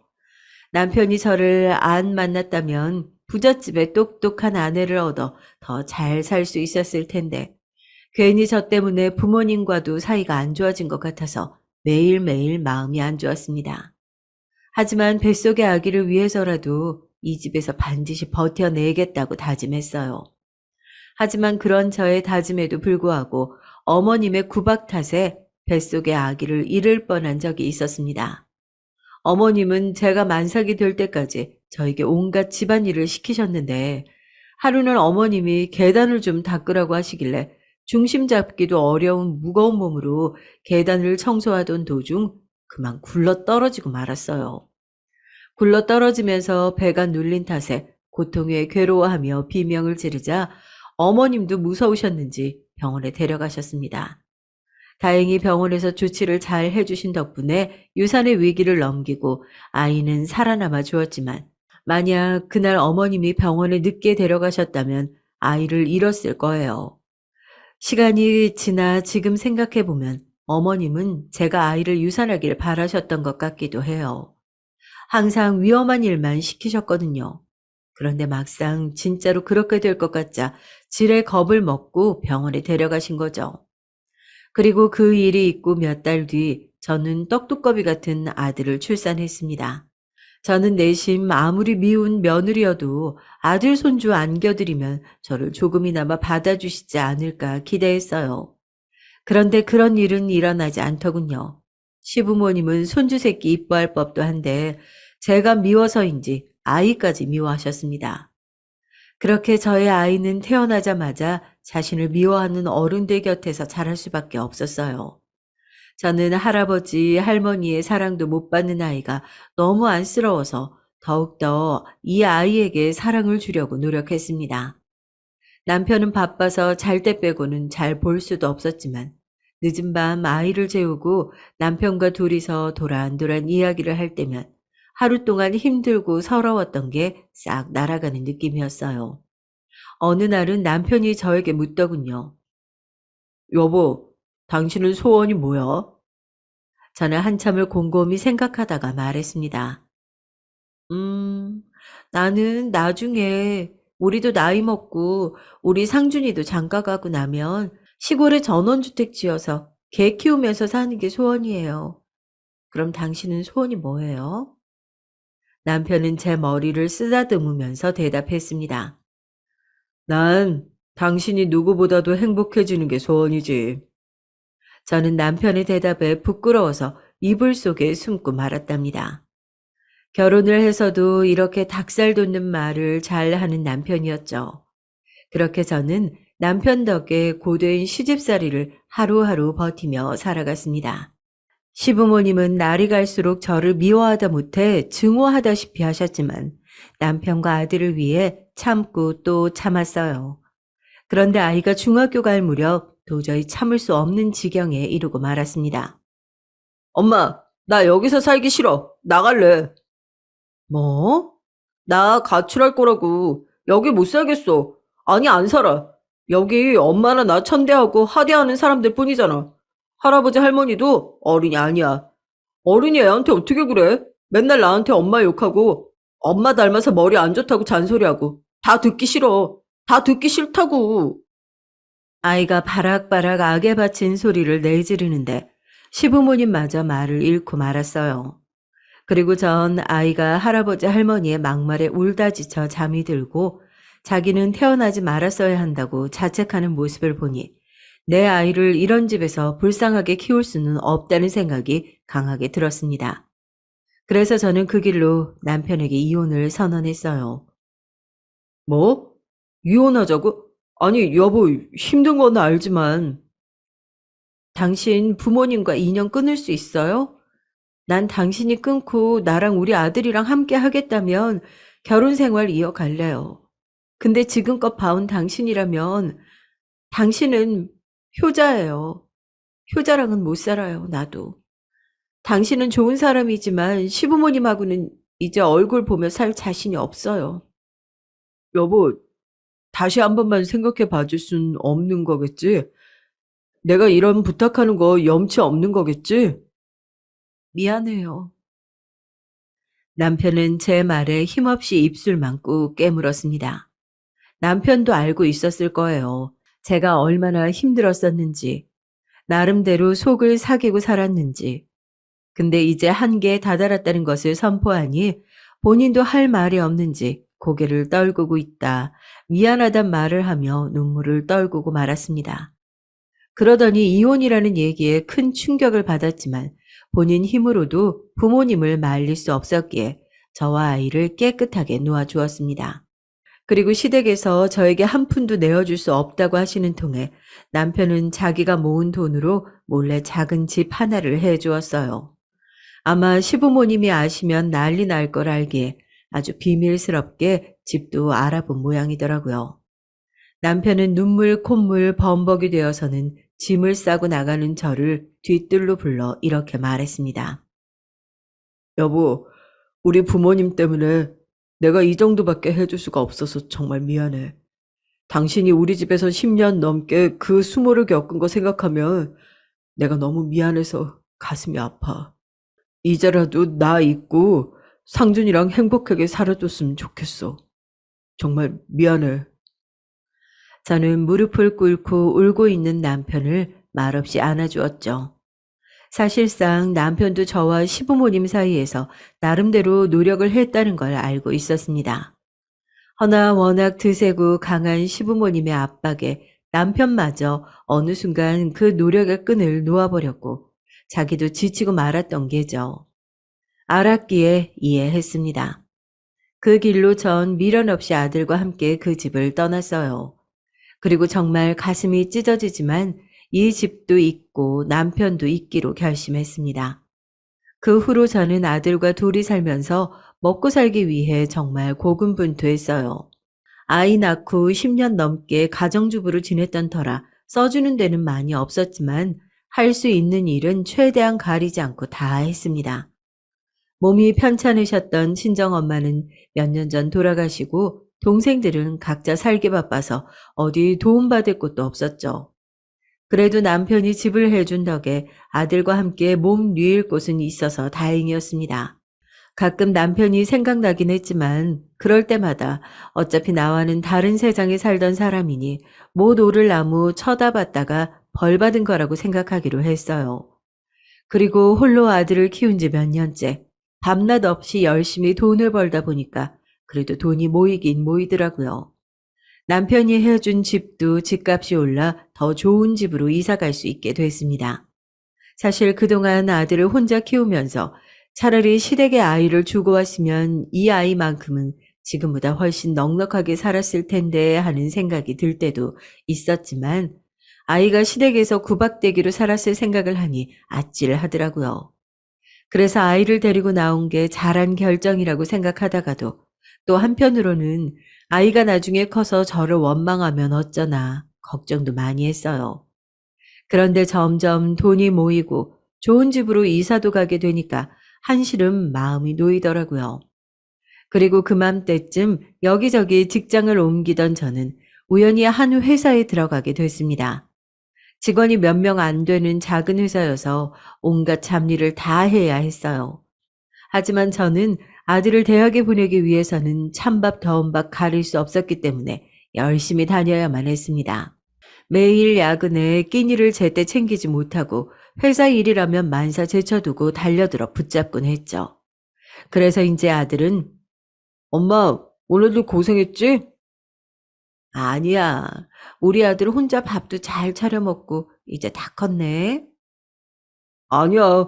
엄마 고생하는데 내가 더 못 도와줘서 미안해. 공부 내가 열심히 해서 꼭 좋은 데 취직해서 우리 엄마 일 안 할 수 있게 해줄게. 힘든 제 마음을 알아주기라도 하듯 말도 잘 듣고 때론 어깨도 주물러주며 애교를 피우더라고요. 그리고 그렇게 공부를 열심히 하며 엄마를 호강시켜주겠다는 아들은 좋은 대학에 들어가게 됐어요. 아들이 명문대 붙었다는 소리를 들은 날 어찌나 감격스럽고 기분이 좋던지 새삼스럽게 눈물이 나 혼났습니다. 혼자 아이를 키우며 고생고생했던 일들도 주마등처럼 스쳐 지나가며 스스로 참 장하다는 생각도 들었고요. 그리고 하나 더 좋은 소식은 때마침 제가 다니던 회사도 점점 커져서 이제는 제법 큰 회사가 되어 있었어요. 거의 초창기 멤버였던 저는 꾸준히 회사를 다닌 덕에 아들이 대학을 졸업할 때쯤에는 직급도 꽤 오르게 되었습니다. 사실 저같이 가방끈 짧고 배운 거 없는 사람이 이렇게 되기는 힘들죠.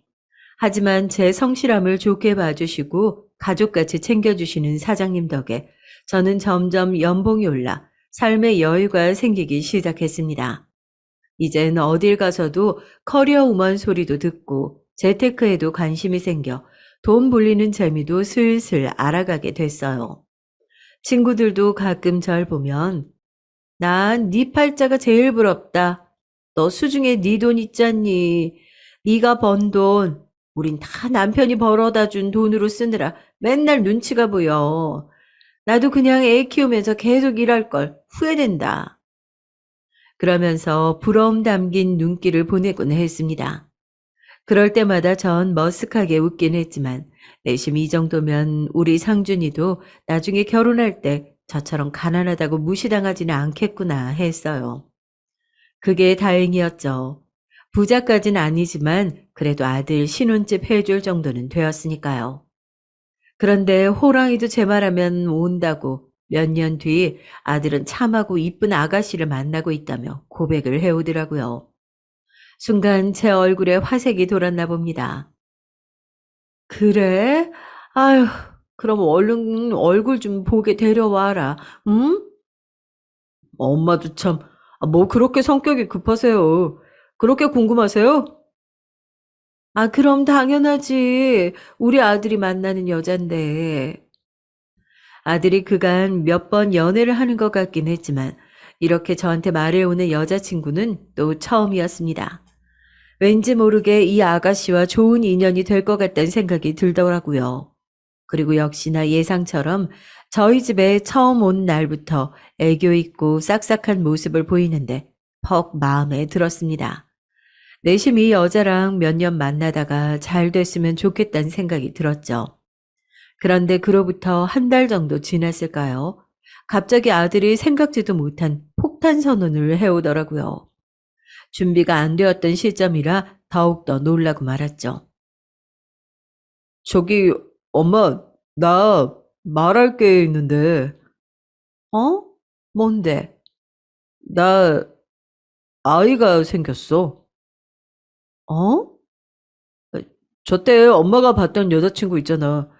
그 사이에서 엄마도 마음에 들어 했으니까 괜찮지? 어차피 결혼하려고 하기도 했고, 그래서 서둘러 식 올리려고. 갑작스러운 소식에 당황하긴 했지만 아들이 사랑하는 여자와 결혼이라니 반대할 이유도 없었어요.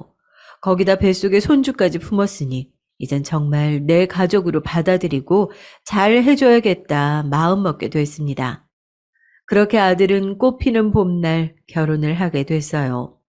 새침하고 예쁘장하게 생긴 우리 며느리는 곱게 자랐는지 할 줄 아는 것도 없었지만 혼수로 뱃속에 손주를 데리고 오는 바람에 예뻐할 수밖에 없었죠.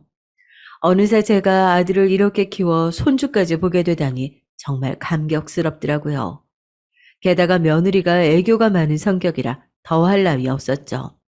저한테 엄마 엄마 하며 따르는 며느리가 너무 예뻐서 제가 할 수 있는 한 잘해주고 싶었습니다.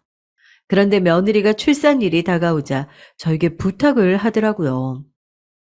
엄마, 저 아이 나오면 다시 복직해야 되는데 엄마가 우리 하율이 유치원 갈 때까지만 봐주시면 안 돼요? 그게, 아니, 내 사정 알잖니. 엄마도 회사를 다니니까. 저는 봐주고 싶은 마음은 굴뚝 같았지만 저도 직장인인지라 봐줄 수 있는 형편이 되질 않았어요. 제가 거절하자 며느리는 저에게 아양을 떨며 사정을 하더라고요. 아, 엄마 아니면 우리 하율이 봐줄 사람도 없는데 어떡해요. 우리 하율이도 할머니랑 같이 지내고 싶대요. 그렇지, 하율아? 이것 봐요. 하율이가 배 통통 차네요. 우리 하율이가 그러는데 할머니가 너무 좋대요. 배를 쓰다듬으며 뱃속의 손주와 대화를 하듯 애교 부리는 며느리의 모습에 저는 그만 넘어가고 말았습니다. 그리고 저는 한 가지 큰 결심을 했죠. 손주를 보기 위해 가족처럼 생각하고 오래 다녔던 회사를 그만두게 됐어요. 사실 사장님께서는 저한테 퇴직이 아닌 휴직 처리를 할 테니 아이가 어린이집 갈 때까지만 쉬다가 다시 돌아오라고 하셨지만 며느리는 최소 5년은 키워주길 바라는 눈치였고 저도 회사에 그렇게 오랫동안 민폐를 끼칠 수는 없다고 생각해서 사직서를 내게 됐습니다. 그렇게 그동안 잘 해주셨던 사장님께 마지막 인사를 드리고 회사를 떠났어요. 그리고 며느리가 예쁜 손녀딸을 출산한 후 주 5일을 아들네 집에 출근하기 시작했습니다. 평일에 아들 내외가 출근하기 전 아침 일찍 아들네 집에 가서 하루 종일 손주를 보다가 아들 내외가 퇴근하고 오면 같이 저녁을 먹고 저녁 먹은 후 며느리가 씻고 나오면 그때 손주를 넘겨주고 집에 돌아가는 일상이었어요. 사실 이 나이 먹고 아이를 보는 게 힘에 부치긴 했지만 퇴근하고 온 아들 며느리 부실하게 밥 먹는 게 싫어서 손주가 낮잠 자는 시간에 틈틈이 찬거리도 만들곤 했죠. 그렇게 하루 종일 아들네 집에서 있다가 집에 돌아오면 이미 깜깜해진 늦은 저녁이라 씻고 TV 조금 보다가 자면 하루가 마감됐습니다. 평일에 쉬는 날도 없이 무리해서 손주를 봐주다 보니까 주말에는 거의 시체처럼 누워만 있기 일쑤였죠. 어쩌면 회사 다닐 때보다도 훨씬 힘든 일상이었던 것 같아요. 하지만 그렇게 힘든 와중에도 손주만 보면 너무 예뻐서 저절로 발걸음이 아들네 집으로 향했던 것 같습니다. 아들 내외는 제가 아이도 봐주고 살림도 간간히 도와주는 걸 대단히 고맙게 생각하더라고요. 퇴근하고 온 아들은 밥 먹은 후 제 어깨를 주물러 주기도 하고 며느리는 여전히 애교를 부려가며 저한테 고마운 마음을 표현하곤 했어요. 엄마, 하율이 보느라고 바쁘신데 언제 이런 반찬은 다 하셨어요. 어머, 이거 진짜 둘이 먹다가 하나 죽어도 모를 정도로 맛있어요. 역시 우리 엄마 최고. 그래, 맛있니? 다행이구나. 많이들 먹어라. 며느리가 제가 만든 반찬이 너무 맛있다며 호들갑까지 떨어가며 칭찬해주니 저도 어깨가 으쓱하더라고요. 시어머니라면 질색팔색하고 싫어하는 며느리들도 많은데 우리 며느리는 그런 것도 없이 저를 너무 잘 따르고 좋아해 주니까 그렇게 예쁠 수가 없었습니다. 주변에서도 우리의 이런 관계를 신기해하더라고요. 보통 고부 갈등이 있기 마련인데 잘 지내는 관계가 참으로 보기 좋다면서요. 제 친구들도 며느리는 몇 번 본 적이 있었는데 시어머니 공경을 참 잘한다고 칭찬이 자자했습니다.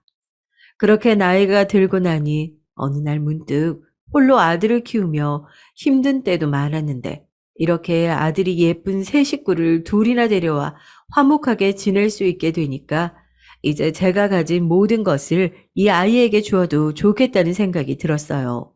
그래서 몇 년이 지나 손녀딸이 유치원에 들어갈 때가 되자 저는 제가 가진 모든 재산을 이 아이들에게 주고 남은 여생을 지금처럼 행복하게 살기로 결심했습니다. 그런데 친구들은 이를 두고 조금 반대를 하더라고요. 예, 아유, 요즘 얼마나 흉흉한 일들이 많은데 뭐 그런 큰 결정을 해. 조금 있다가 넘겨. 아, 뭘 벌써부터 넘기려고 해. 그러게나 말이다. 아이, 100세 시대라잖아. 너 지금 넘기면 나중에 일이라도 생기면 어쩌려고. 허나 전 애초에 친구들의 말을 그냥 흘려 넘기곤 했어요. 내 며느리고 내 아들인데 당연히 내가 더 잘한다고. 나한테 얼마나 잘하는 애들인데 하면서요. 친구들도 직접 며느리 행실을 보긴 했던 터라 더 말을 잇지 못하더라고요. 지금은 그때의 제 행동을 무척이나 후회하지만 그땐 그만큼 아이들을 끔찍이 믿었습니다. 저는 하루 나를 잡아 아들 내외를 앉혀두고 말했어요.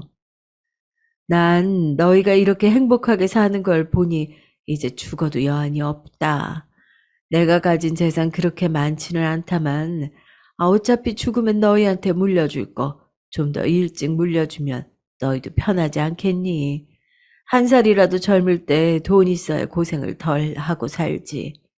나는 나이 먹고 어디다가 쓸 데도 없다. 정말이에요, 엄마? 세상에 뭐라 말해야 할지 모르겠어요. 너무 감사해요. 제 말에 놀라는 아들 내외에게 저는 제가 살던 집과 그동안 모아둔 예금과 적금 그리고 퇴직금이 들어있는 통장까지 전부 다 주겠다고 말했습니다. 나에게는 가끔 커피나 사 먹을 용돈 정도만 주면 되니까 이참에 너희들과 같이 살게 해달라고 하면서요. 그러자 아들과 며느리는 감격해서 고개를 세차게 끄덕이더군요. 엄마, 당연히 제가 모시고 살아야죠. 우리 하율이랑 다 같이 행복하게 살아요. 며느리가 망설이지도 않고 미소를 한가득 머금고 말하더라고요. 사실 아들네에게 말하기 전부터 혹시나 합가를 거부하면 어쩌나 하는 걱정에 가슴 언저리가 막힐 듯 갑갑했는데 며느리가 저렇게 말해주니까 속 시원하고 가슴이 뻥 뚫린 느낌이었습니다. 저는 아들보다도 며느리에게 너무 고마워서 며느리의 손을 잡고 고맙다 고맙다 하고 연신 말했어요. 그리고 그 이후 저는 아들네 집에서 생활을 하게 됐죠. 사실 그 전에도 잠만 집에 가서 잤지 평일에 5일 내내 아들네 집에서 생활했기 때문에 별반 달라질 건 없더라고요. 그래도 이제는 손녀딸이 유치원에 가니 낮에는 시간이 좀 생겨서 청소며 빨래며 집안일을 좀 더 도와줄 수 있게 됐죠. 손녀딸도 아기 때부터 제품에서 컸다 보니까 저를 잘 따르고 좋아했습니다. 밤에 할머니랑 같이 자고 싶다고 땡깡을 부릴 때에는 그렇게 예쁠 수가 없었어요. 그렇게 저는 하루하루 아들 손주와 함께 행복한 나날을 보냈습니다. 그런데 합가한 지 1년 정도 지났을 즈음부터 며느리가 슬슬 변하기 시작했어요. 제가 낮에 몸이 안 좋아서 집안일을 해놓지 못하면 퇴근하고 온 며느리가 짜증을 내곤 했습니다. 엄마, 빨리 안 해놓으면 어떡해요? 내일 출근할 때 입고 갈 옷도 없는데. 오늘 야근하고 와서 피곤해 죽겠구만. 일하는 사람 생각도 좀 해요. 그게 내가 하려고 했는데, 오늘 하루 종일 청소하느라고 정신이 없었어. 그걸 지금 변명이라고 하는 거예요? 정말 내가 미치고 팔짝 뛰겠네. 얼른 해요.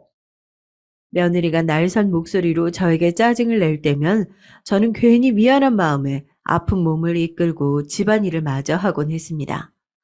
저도 30년 가까이 직장 다녀봐서 알지만 퇴근하고 집에 와서 쉬고 싶은데 집안일까지 해야 되면 얼마나 그게 스트레스인가요? 집에서 쉬는 제가 하나라도 더 해야죠. 저는 그저 아들 내외 사는데 불편함이 없도록 이 한 몸 보탬이 될 수 있다면 그것만으로도 바랄 게 없었습니다. 그런데 처음에는 며느리가 짜증이 잦아지길래 요즘 회사에서 스트레스 받는 일이 많은가 보다 하고 생각했습니다. 아니면 저랑 같이 살다 보니 정말로 저를 엄마처럼 편하게 생각해서 그러는 것 같기도 했고요. 어느 쪽이든 간에 이 정도는 감당할 수 있는 수준이니 최대한 며느리의 기분을 맞춰주고자 했어요. 하지만 얼마 지나지 않아 왠지 모르게 저를 하대하는 느낌이 들기 시작하자 기분이 조금 이상하더라고요. 그리고 하루는 주말에 다 같이 점심을 먹을 때였어요. 제가 음식을 다 해놓고 며느리와 같이 상을 차리는데 분명히 새로 밥을 했음에도 불구하고 며느리가 제 밥만 찬밥을 떠놓는 게 아니겠어요? 물론 평소에 밥을 하면 남은 찬밥이 아까워서 제가 먹곤 했지만 대놓고 저에게만 찬밥을 주니 조금 어리둥절했습니다. 그 후 이런 상황이 몇 번 반복되자 이상한 낌새를 눈치챈 제가 손녀딸에게 말을 거는 척하면서 은근슬쩍 말을 꺼내봤어요. 아이고 하율아, 할머니는 밥이 차가워서 못 먹겠다. 그러자 며느리가 무심한 말투로 이렇게 말하더군요. 엄마 원래 찬밥 좋아하시잖아요. 찬밥 버리기 아까운데 그냥 드세요. 아니면 데워드려요? 어? 아니다. 됐다. 굳이 새밥도 아닌 찬밥을 데워주겠다는데 며느리의 말에 기분이 상했지만 됐다고 하고선 찬밥을 꾸역꾸역 먹었어요. 그리고 그 이후에도 며느리가 식사 때마다 저에게 찬밥을 줬지만 저는 굳이 새밥을 떠와 먹곤 했습니다. 제가 찬밥을 놔두고 새밥을 떠오면 며느리가 기분 나쁜 눈초리로 쳐다봤죠. 그리고선 쿵쿵거리며 찬밥을 싱크대에 쏟아붓고 씩씩거렸어요. 내가 먹는 밥이 그렇게 아까운가 하는 생각에 서러웠지만 티내지 않으려고 노력했습니다. 며느리는 아마 언젠가부터 제가 쓰는 돈, 제가 먹는 밥, 제가 쓰는 물건 등 모든 것이 아깝다고 느껴졌었나 봐요. 머리를 감을 때에는 샴푸를 한 번만 짜라는 둥, 낮에 집에 혼자 있을 때에는 보일러를 켜지 말라는 둥, 유독 제가 쓰는 것에만 아껴 쓰자며 잔소리를 해댔습니다. 특히 어느 날은 제가 보일러를 좀 켰다는 이유로 요즘 난방비 폭탄인 거 알죠?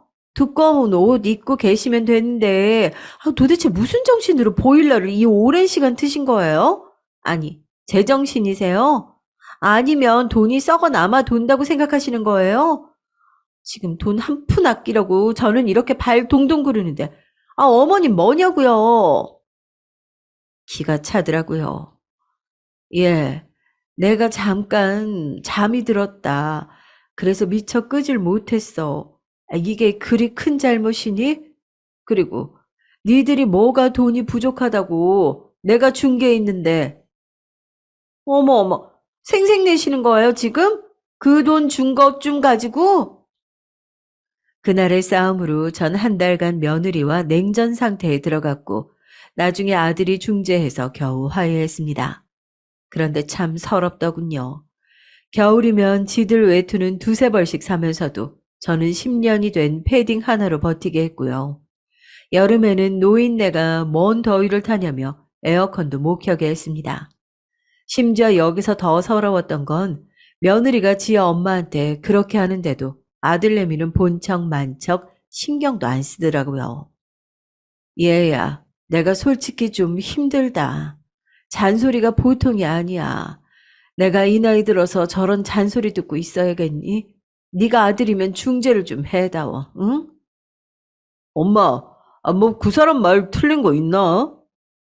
뭐야?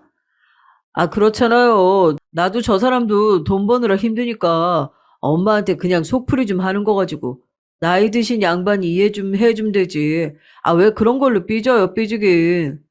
그냥 엄마가 이해해. 엄마가 이해하면 모두 다 편할 걸. 참, 엄마도 쪼잔스럽네. 맥없이 저런 말을 듣고 있는데 참 자식 키운 세월이 참 더덥고 보람없게 느껴지더라고요. 내가 저 아들을 키우면서 행복했던 시절이 컸기에 허망함도 그만큼 더 컸던 것 같습니다. 그리고 문제가 하나 더 생겼죠. 처음에 합가하면서 제가 얘기했던 용돈, 그것도 날이 갈수록 액수가 적어졌습니다. 어차피 저도 어디 막 나가서 돌아다니는 성격도 아니고 집에 있는 날이 많으니 돈 쓸 일이 많지 않아 큰 돈을 바라진 않았어요. 그래서 처음에는 한 달에 40만 원씩만 받기로 했는데 그 돈도 저에게는 넉넉하더라고요. 평생 직장 생활만 해서 그런가 동네에서 커피 한 잔 마실 사람 없고 친구들도 멀리 살고 딱히 취미가 있는 것도 아니어서요. 그냥 낮에 손녀딸 유치원 보내고 남는 시간에 동네 한 바퀴 돌다가 붕어빵이나 군고구마 장수가 있으면 한 봉지씩 사오거나 가끔씩 손녀딸 장난감이나 옷을 사주는 데에는 충분한 금액이었습니다. 그런데 언젠가부터 생활이 빡빡하다면서 금액을 줄이기 시작하더니 나중에는 한 달에 10만 원으로 줄여버리더라고요. 어차피 잘 나가지도 않는데 그 돈이면 충분하지 않냐면서요. 이건 좀 아니다 싶어 반박하니까 눈이 휘둥그레질 만한 말을 하더군요. 예, 10만 원? 10만 원은 좀 나도 사람 사는 것처럼 살아야 할 텐데. 엄마, 사실 그게 이해가 요즘 사업을 하고 싶대요. 그래서 돈 지출이 많아요. 엄마가 이해해 주세요. 뭐, 사업을 한다고? 아들이 사업을 한다는 것이었죠. 갑작스레 웬 사업이냐고 하니까 자기 평생 꿈이 사업하는 거였다며 무슨 커피 가게를 차린다고 하더라고요. 제 아들이니 아는 사실이지만 아들은 뭔가 장사에 어울리지 않는 사람이었어요. 바로 걱정부터 앞서는데 자기가 알아서 다 하겠단 말에 그냥 응원해 주는 게 최선이었습니다. 한편 용돈이 10만 원으로 줄고 나서 예전만큼 손녀딸 장난감을 자주 사줄 수는 없었지만 그래도 아들네 먹고 사는데 팍팍하다고 하니까 아껴 써야겠다 생각했습니다. 그런데 10만 원으로 줄인 것까진 괜찮았지만 현금으로 주던 용돈을 어느샌가부터 카드로 주기 시작하더니 점점 눈치가 보이더라고요. 며느리가 체크카드에 딱 10만 원만 넣어서 저에게 주었는데 제가 어디 가서 카드를 긁을 때마다 며느리에게 문자가 가다 보니까 감시를 당하는 느낌이 들었어요. 제가 뭘 쓰든 상관을 안 하면 괜찮지만 문자가 날아갈 때마다 며느리가 저에게 전화해서 꼬치꼬치 따지곤 했거든요. 하루는 낮에 동네를 산책하다가 새로 오픈한 커피숍이 있어서 들어가 봤어요.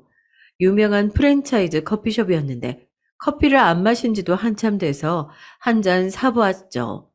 오랜만에 따뜻한 커피를 들고 산책을 하니 직장 다닐 때 생각도 나면서 너무 좋더라고요. 그런데 그때 며느리에게 전화가 걸려왔습니다. 전화를 받자 며느리는 다짜고짜 저에게 따지더군요. 엄마, 돈이 썩어 넘치죠, 지금? 아니, 무슨 집에 있는 사람이 그렇게 비싼 커피를 사 먹어요? 집에 내가 믹스커피 사다 놨는데 그거 드시면 되지. 아, 누가 보면 아주 커리어 우먼인 줄 알겠어. 아, 정 먹고 싶으면 집 앞에 1,500원짜리 아메리카노도 파는데 굳이 왜 비싼 데 가서 드시는 거예요? 저는 황당해서 순간 말이 안 나왔지만 숨을 내쉬고 침착하게 얘기했습니다. 아니, 집 앞에 새로 커피숍이 오픈해서 한번 가봤는데 내가 금액까지는 생각을 못했네. 그래, 그래. 네가 요새 돈 버느라 힘들 텐데 내가 좀 생각이 짧았다. 제가 언짢은 기분을 숨기고 수그리듯이 말하자 며느리는 기세 등등해져서 더 언성을 높였습니다. 알면 조심하세요. 그렇게 쓸데가 없는 데다가 돈을 쓰면서 용돈 더 줄일 수밖에 없겠어요. 아시겠어요? 어디 5만 원으로 줄여드릴까요? 며느리의 성화에 저는 풀이 죽은 목소리로 알겠다고 조심하겠다고 대답할 수밖에 없었죠. 모아놓는 돈과 퇴직금까지 탈탈 털어 아들 내외에게 줘버린 탓에 제 수중에는 10,000원 한 장 없었으니까요. 더군다나 언젠가부터 용돈 외에는 일절 저에게 돈을 쓰지 않는 아들 내외 때문에 사소한 병원비 진료 같은 것도 최대한 용돈으로 해결해야 했는데 이런 상황에서 괜히 며느리의 심기를 건드렸다간 제 삶만 더 힘들어질 뿐이었어요. 그리고 며느리는 제가 쓰는 병원비도 아까워했기 때문에 저는 항상 감기에도 걸리지 않도록 조심했습니다. 30여 년 전 아들을 낳았을 때 산후조리도 하지 못하고 시집살이에 고생만 한 탓에 무릎이며 허리며 성한 곳이 없었지만 물리치료를 다니고 싶어도 말하기에도 눈치가 보여서 꾹꾹 참기만 했어요. 그러다가 어느 날 빨래바구니를 옮기던 저는 그만 손목이 삐끗하고 말았죠. 처음에는 살짝 욱신거리기만 했는데 다음 날이 되니까 손목이 부어서 잘 움직여지지 않더라고요. 살짝만 움직여도 시큰거리고 바늘로 찌르는 듯이 아픈 탓에 집안일에 손을 댈 수가 없었죠. 어쩔 수 없이 저는 병원에 가야겠다고 며느리에게 말했습니다. 하율이 엄마야, 내가 어제 손목을 삐끗했는데 뭐가 잘못됐는지 손목이 퉁퉁 부어서 움직일 수가 없네. 내일 병원에 좀 가야 될 것 같은데 병원비가 좀 모자라서. 그러자 며느리는 제 손목을 힐끔 보더니 말하더라고요. 그거 그냥 얼음 찜질하면 낫는 거 아니에요? 굳이 병원 가셔야 돼요? 아, 괜히 병원에 돈 갖다 버리지 말고 그냥 얼음 찜질이나 좀 해보세요. 며느리의 매정한 말에 저는 어쩔 수 없이 며칠 더 지켜보기로 했습니다. 하지만 얼음 찜질을 해보고 마사지도 해보았지만 손목의 통증은 점점 더 심해질 뿐이었어요. 그래서 며느리에게 다시 한번 얘기를 해봤는데 며느리도 제가 손목 때문에 집안일을 못하자 그건 또 그것대로 불만이었는지 빨리 병원에 다녀오라며 카드를 던져주더군요. 저는 바닥에 떨어진 카드를 주우면서 너무 서러웠지만 한마디 말도 못하고 돌아섰습니다. 그리고 며느리가 준 카드로 병원에서 며칠간 치료를 받으니까 점점 상태가 호전이 되더라고요. 이제는 집안일도 다시 할 수 있게 됐습니다. 그런데 그 병원비 사건 이후로 며느리가 저에게 대놓고 면박을 주기 시작했어요. 하루는 제가 집안일이 밀려 아들 내외 먼저 저녁을 먹게 한 후 혼자서 늦은 저녁을 먹고 있었죠. 대충 밥 한 그릇 떠다가 있는 반찬 먹고 있는데 씻고 나온 며느리가 저를 확 쏟아보더니 한 소리를 빽 지르더라고요. 아, 밥은 또 진수성찬으로 차려 먹네. 아, 언제까지 밥 축낼 거예요? 아, 낮에 할 일도 없으면서 밥만 축내지 말고 일이나 좀 해요. 제발 밥값 좀 하시라고요. 네? 저는 며느리의 말에 깜짝 놀라 먹던 밥 숟가락을 떨어뜨렸습니다. 순간 내가 왜 이런 취급을 당해야 하나 너무 서러웠어요. 내가 집도 해주고 재산도 전부 다 줬는데 밥 한 술 뜨는 게 그렇게 아까울까요? 분명 예전에는 애교도 많고 이쁜 짓도 많이 하던 며느리였는데 지금은 그저 저를 식충이로만 보고 경멸하는 그런 사람이 되어 있었습니다. 저는 목에 뭐가 콱 막힌 듯 넘어가지 않던 밥을 치우고 자리에서 일어났어요. 밥값이라고 했니? 밥값 충분히 하지 않았니? 내가 사준 집에서 내가 가정부 노릇하며 이날 이때껏 살고 있는데 이 정도도 부족해? 그러자 며느리는 잠깐 꿀먹은 벙어리가 되더니 돌아서는 제 뒤통수에다 대고 또 중얼거리더군요. 밥은 또 왜 남기고 난리야? 아까운 줄 모르고 아우 속 터져. 저는 며느리의 혼잣말을 들었지만 애써 모른 척하며 방으로 들어갔습니다. 그리고 서러운 마음에 이불 속에서 얼마나 숨죽여 울었는지 몰라요.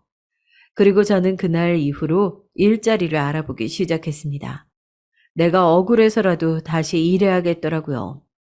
지가 손주 봐달라고 간청하는 탓에 그 좋은 회사도 그만두고 눌러 앉은 건데 이제 와서 쓸모없는 뒷방 늙은이 취급이라니요. 그리고 며느리가 저를 구박할 때마다 옆에서 한숨만 쉬는 아들도 내심 제가 다시 일하기를 바라고 있는 것 같더라고요. 내가 지를 어떻게 키웠는데 괘씸한 마음에 매일 밤잠을 설쳤습니다. 이럴 줄 알았으면 재산을 다 주지 말 걸 하고 후회도 해보았지만 이미 다 지나간 일일 뿐이었어요. 저는 하루라도 빨리 일자리를 구해서 더 이상 저것들한테 기 안 죽고 떵떵거리며 살고 싶었지만 나이가 나이인지라 뽑아주는 곳이 없더군요. 나름 전에 다니던 회사에서 많은 연봉을 받고 다녔어서 같은 직종에서 경력을 인정받아 들어가고 싶지만 쉽지 않았습니다. 그래서 어쩔 수 없이 몸쓰는 일을 알아볼 수밖에 없었어요. 그러던 중 어느 제조회사에서 구내식당 주방 보조를 뽑는 공고를 보게 됐습니다. 주방 일은 아들이 어렸을 때 잠깐 해본 적이 있어서 얼마나 힘든지 알고 있었지만 눈칫밥 먹고 사느니 몸이 힘든 게 낫다 싶어서 지원해봤죠. 면접 보러 오라는 말에 가보았는데 이름은 처음 들어봤지만 꽤 규모가 있는 회사더라고요. 회의실에서 담당자와 면접을 보고 있는데 회의실 창문 밖에서 누군가가 쳐다보는 느낌이 들었어요. 하지만 고개를 돌려보았을 때 아무도 없길래 그냥 저의 착각인 줄로만 알았습니다. 그리고 면접이 끝난 다음 날 아쉽게도 채용하지 않기로 했다는 문자를 받았어요. 저는 낙담할 시간도 없이 다른 일자리를 알아봐야 했죠. 한창 다른 일자리가 없나 보던 중 모르는 번호로 문자가 한 통 와 있었습니다. 방금 탈락한 문자 보낸 회사의 관리자인데 혹시 내일 따로 면담 좀 할 수 있냐고 묻는 문자였어요. 탈락한 회사에서 굳이 왜 면담을 하는지 의아하지만 혹시나 추가 채용 같은 게 있을까 싶어 알겠다고 답장을 보냈습니다. 그리고 다음 날 약속한 시간에 그 회사 앞 커피숍으로 갔어요. 앉아서 기다리고 있는데 멀리서 한 중년의 남자가 저를 향해 다가오는 것이 보였습니다. 그 남자의 이목구비가 눈에 들어온 그 순간 저는 그가 누군지 한 번에 알아봤죠. 세상에 그 남자는 저의 전 남편이었습니다. 희끗해진 머리에 주름이 진 얼굴이었지만 한눈에 알아볼 수 있었죠. 전 남편은 성큼성큼 걸어오더니 머뭇거리며 제 얼굴을 한참이나 쳐다봤어요. 저는 영문은 알 수가 없었습니다. 아니, 당신이 여기 어떻게... 많이 놀랐지? 다행이다 만나서. 중후해진 그의 목소리를 듣자 지난 세월이 머리에 스쳐 지나가는 듯 했습니다. 전 남편과 헤어진 지도 벌써 20년. 정말 사랑했지만 시댁의 괴롭힘으로 인해 견딜 수 없어 이혼할 수밖에 없었던 지난 날이 떠올랐어요. 저는 알 수 없는 감정이 휘몰아쳐서 저도 모르게 눈물이 차오르는 걸 느꼈습니다. 전 남편도 마음이 복잡한지 안절부절하며 말을 겨우 잇더군요. 잘 살고 있는 거지? 우리 상준이도 벌써 30살이 넘었겠네. 20년 전 당신이랑 상준이 그렇게 보내고 내가 정말 얼마나 힘들었는지 몰라. 우리 부모님 원망도 참 많이 했지. 몇 번이고 당신 찾아서 가고 싶었지만 혹시 또 나 때문에 당신 힘들게 할까봐 여태까지 참았어. 그런데 이렇게 만나게 됐네. 저는 전 남편의 따뜻한 말에 눈물을 참을 수가 없었습니다. 남들이 쳐다보고 있는 줄도 모르고 주책맞게 울고 말았네요. 그리고는 도대체 여기에 어떻게 온 거냐고 물어봤어요. 그러자 그는 이렇게 말하더군요. 그건 너무나 놀라운 이야기였어요. 사실 당신이 어제 면접 본 그 회사, 내 회사야. 직원이 이력서 뽑아온 거 보니까 당신 이름이 있더라고. 그런데 정말 당신이 맞는지 확인하고 싶어서 면접 보는 도중에 회의실 창밖에서 몰래 봤는데 정말 당신이 맞더라고. 그래서 이러면 안 되는 거 알지만 당신 이력서에 있는 번호로 연락해 본 거야. 당신이 안 나올까봐 걱정했는데 나와줘서 정말 고마워. 반가운 마음에 아무 말도 하지 못하고 울기만 했어요. 20년 전 그와 헤어진 후 잊겠다고 정말 많이 노력했는데 깨끗하게 잊고 살았다고 생각했는데 막상 눈앞에 나타나니 그때의 감정이 다시 되살아나더라고요. 전 남편은 저를 만나기까지의 이야기를 들려줬습니다. 그는 저와 헤어진 후 부모님 성화에 여러 번 선을 봤지만 저를 잊을 수 없어 재혼을 하지 않았고 일만 열심히 하면서 살았다고 하더라고요. 아버님한테서 받은 재산으로 사업을 시작했는데 그게 잘 풀려 계열사를 여러 개 가지게 됐고 그 중에 하나가 제가 면접 본 그 회사라고 합니다. 그리고 몇 년 전 부모님이 두 분 다 돌아가셔서 지금은 완전히 혼자라고 하더라고요. 저의 손을 어루만지며 한참을 얘기하던 그는 갑자기 제 얼굴을 빤히 보더니 저에게 묻더군요. 당신 근데 많이 수척해 보인다. 어디 아픈 데라도 있는 거야? 상준이가 속이라도 썩여? 저는 말해야 할지 말아야 할지 고민하다가 결국 모든 것을 얘기했습니다. 전 남편과 헤어진 후 어떻게 살았는지, 그리고 아들을 결혼시키고 전 재산을 준 후 지금 하루하루 눈칫밥을 먹으며 서러움에 매일 눈물로 밤을 지샌다는 얘기까지요. 왜 그런 긴 이야기를 늘어놓았는지 모르겠지만 그 순간 제 마음을 알아주는 사람이 있다는 것에 안도했는지 주저리 눈물 쏟으며 말하고 말았죠. 전 남편은 제 긴 이야기를 들으며 얼굴이 울그락불그락해지더니 테이블을 주먹으로 쾅 치더라고요. 내 상준이 이놈 새끼 가만 안 둬. 아무리 내 아들이지만 지 마누라가 엄마한테 그 짓거리를 하는데 그걸 보고만 있단 말이야? 안 되겠어. 당신 지금 나랑 어디 좀 같이 가. 전 남편은 제 손을 잡아 끌어 커피숍 밖으로 나가더니 저를 차에 태웠어요. 그리고 목적지도 말해주지 않고 어딘가로 가더라고요. 저는 어디 가는 거냐고 물었지만 그는 대답도 하지 않고 화난 표정으로 운전만 했습니다. 그렇게 차로 1시간 남짓 갔을까요? 웬 한적한 동네에 차를 세우더니 저보고 내리라고 하더군요. 내려보자 물 좋고 경치 좋은 곳에 예쁜 단독주택 한 채가 지어져 있었습니다. 여보, 여기가 어디예요? 전 남편을 멀뚱멀뚱 쳐다보며 물었어요. 그러자 제 어깨를 다정하게 잡고 얘기하더군요. 당신 예전에 전원주택 지어서 사는 게 꿈이라고 했었잖아. 사실 당신이랑 헤어지고 나서 당신이랑 상준이 생각에 괴로울 때마다 그 전원주택 얘기가 생각이 나더라고. 꼭 당신을 행복하게 해주고 싶었는데 그래서 나중에라도 기회가 된다면 당신에게 사죄하고 싶어서 5년 전쯤에 지어놓은 집이야. 지금은 내가 별장으로 쓰고 있지만. 그는 잠깐 말을 멈추더니 제 눈을 똑바로 쳐다보며 다시 얘기했습니다. 당신 당장 짐 싸가지고 그 집에서 나와. 내가 당신을 어떤 마음으로 보냈는데 당신 그런 꼴 당하면서 사는 거 난 못 봐. 당신 상준이한테 준 전 재산 몇 배는 더 내가 당신한테 줄 수 있으니까 남은 여생 여기서 편하게 살자. 응? 이제 당신 괴롭히던 우리 부모님도 안 계시잖아. 상준이 그놈은 내가 버릇을 단단히 고쳐놓을 테니까 걱정하지 말고. 아니, 그래도 저는 그의 갑작스러운 말에 뭐라고 대답해야 될지 모르겠더라고요. 오늘 아침까지만 해도 커피 한 잔 사 먹을 수 없는 비루한 인생이었는데 갑자기 전 남편이 나타나 이렇게 꿈만 같은 제안을 하니 어안이 벙벙해서 제대로 생각을 할 수가 없었어요. 저는 아무래도 하루아침에 결정할 수 있는 문제가 아닌 것 같아서 조금만 더 생각할 시간을 달라고 했죠. 그리고는 오랜만에 전 남편과 산길을 산책하며 즐거운 시간을 보냈습니다. 집에 돌아간 후 저는 남편과 만난 것에 대해 아들과 며느리에게 입도 뻥끗하지 않았어요. 며느리는 저보고 어딜 그렇게 싸돌아다니냐면서 또 면박을 주더군요. 저는 며느리의 말을 한 귀로 흘린 후 오랜만에 편안하게 잠이 들었습니다. 그리고 그날 이후 저는 전 남편과 계속 연락과 만남을 지속했어요. 그리고 다시 합치는 문제에 대해서는 조금 더 고민이 필요할 것 같아서 차차 만나면서 생각해 보기로 했고요.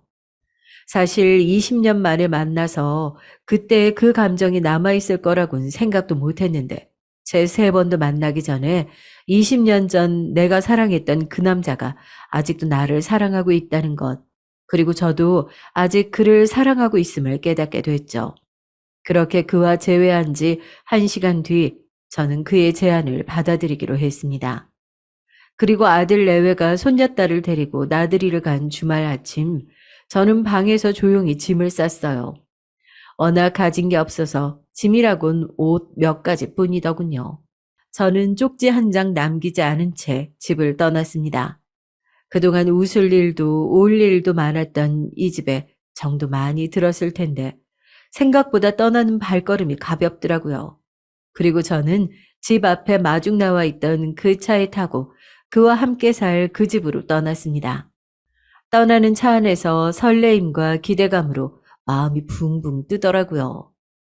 전 남편이 준비한 그 집에 도착한 이후 저에게는 새로운 삶이 시작됐습니다.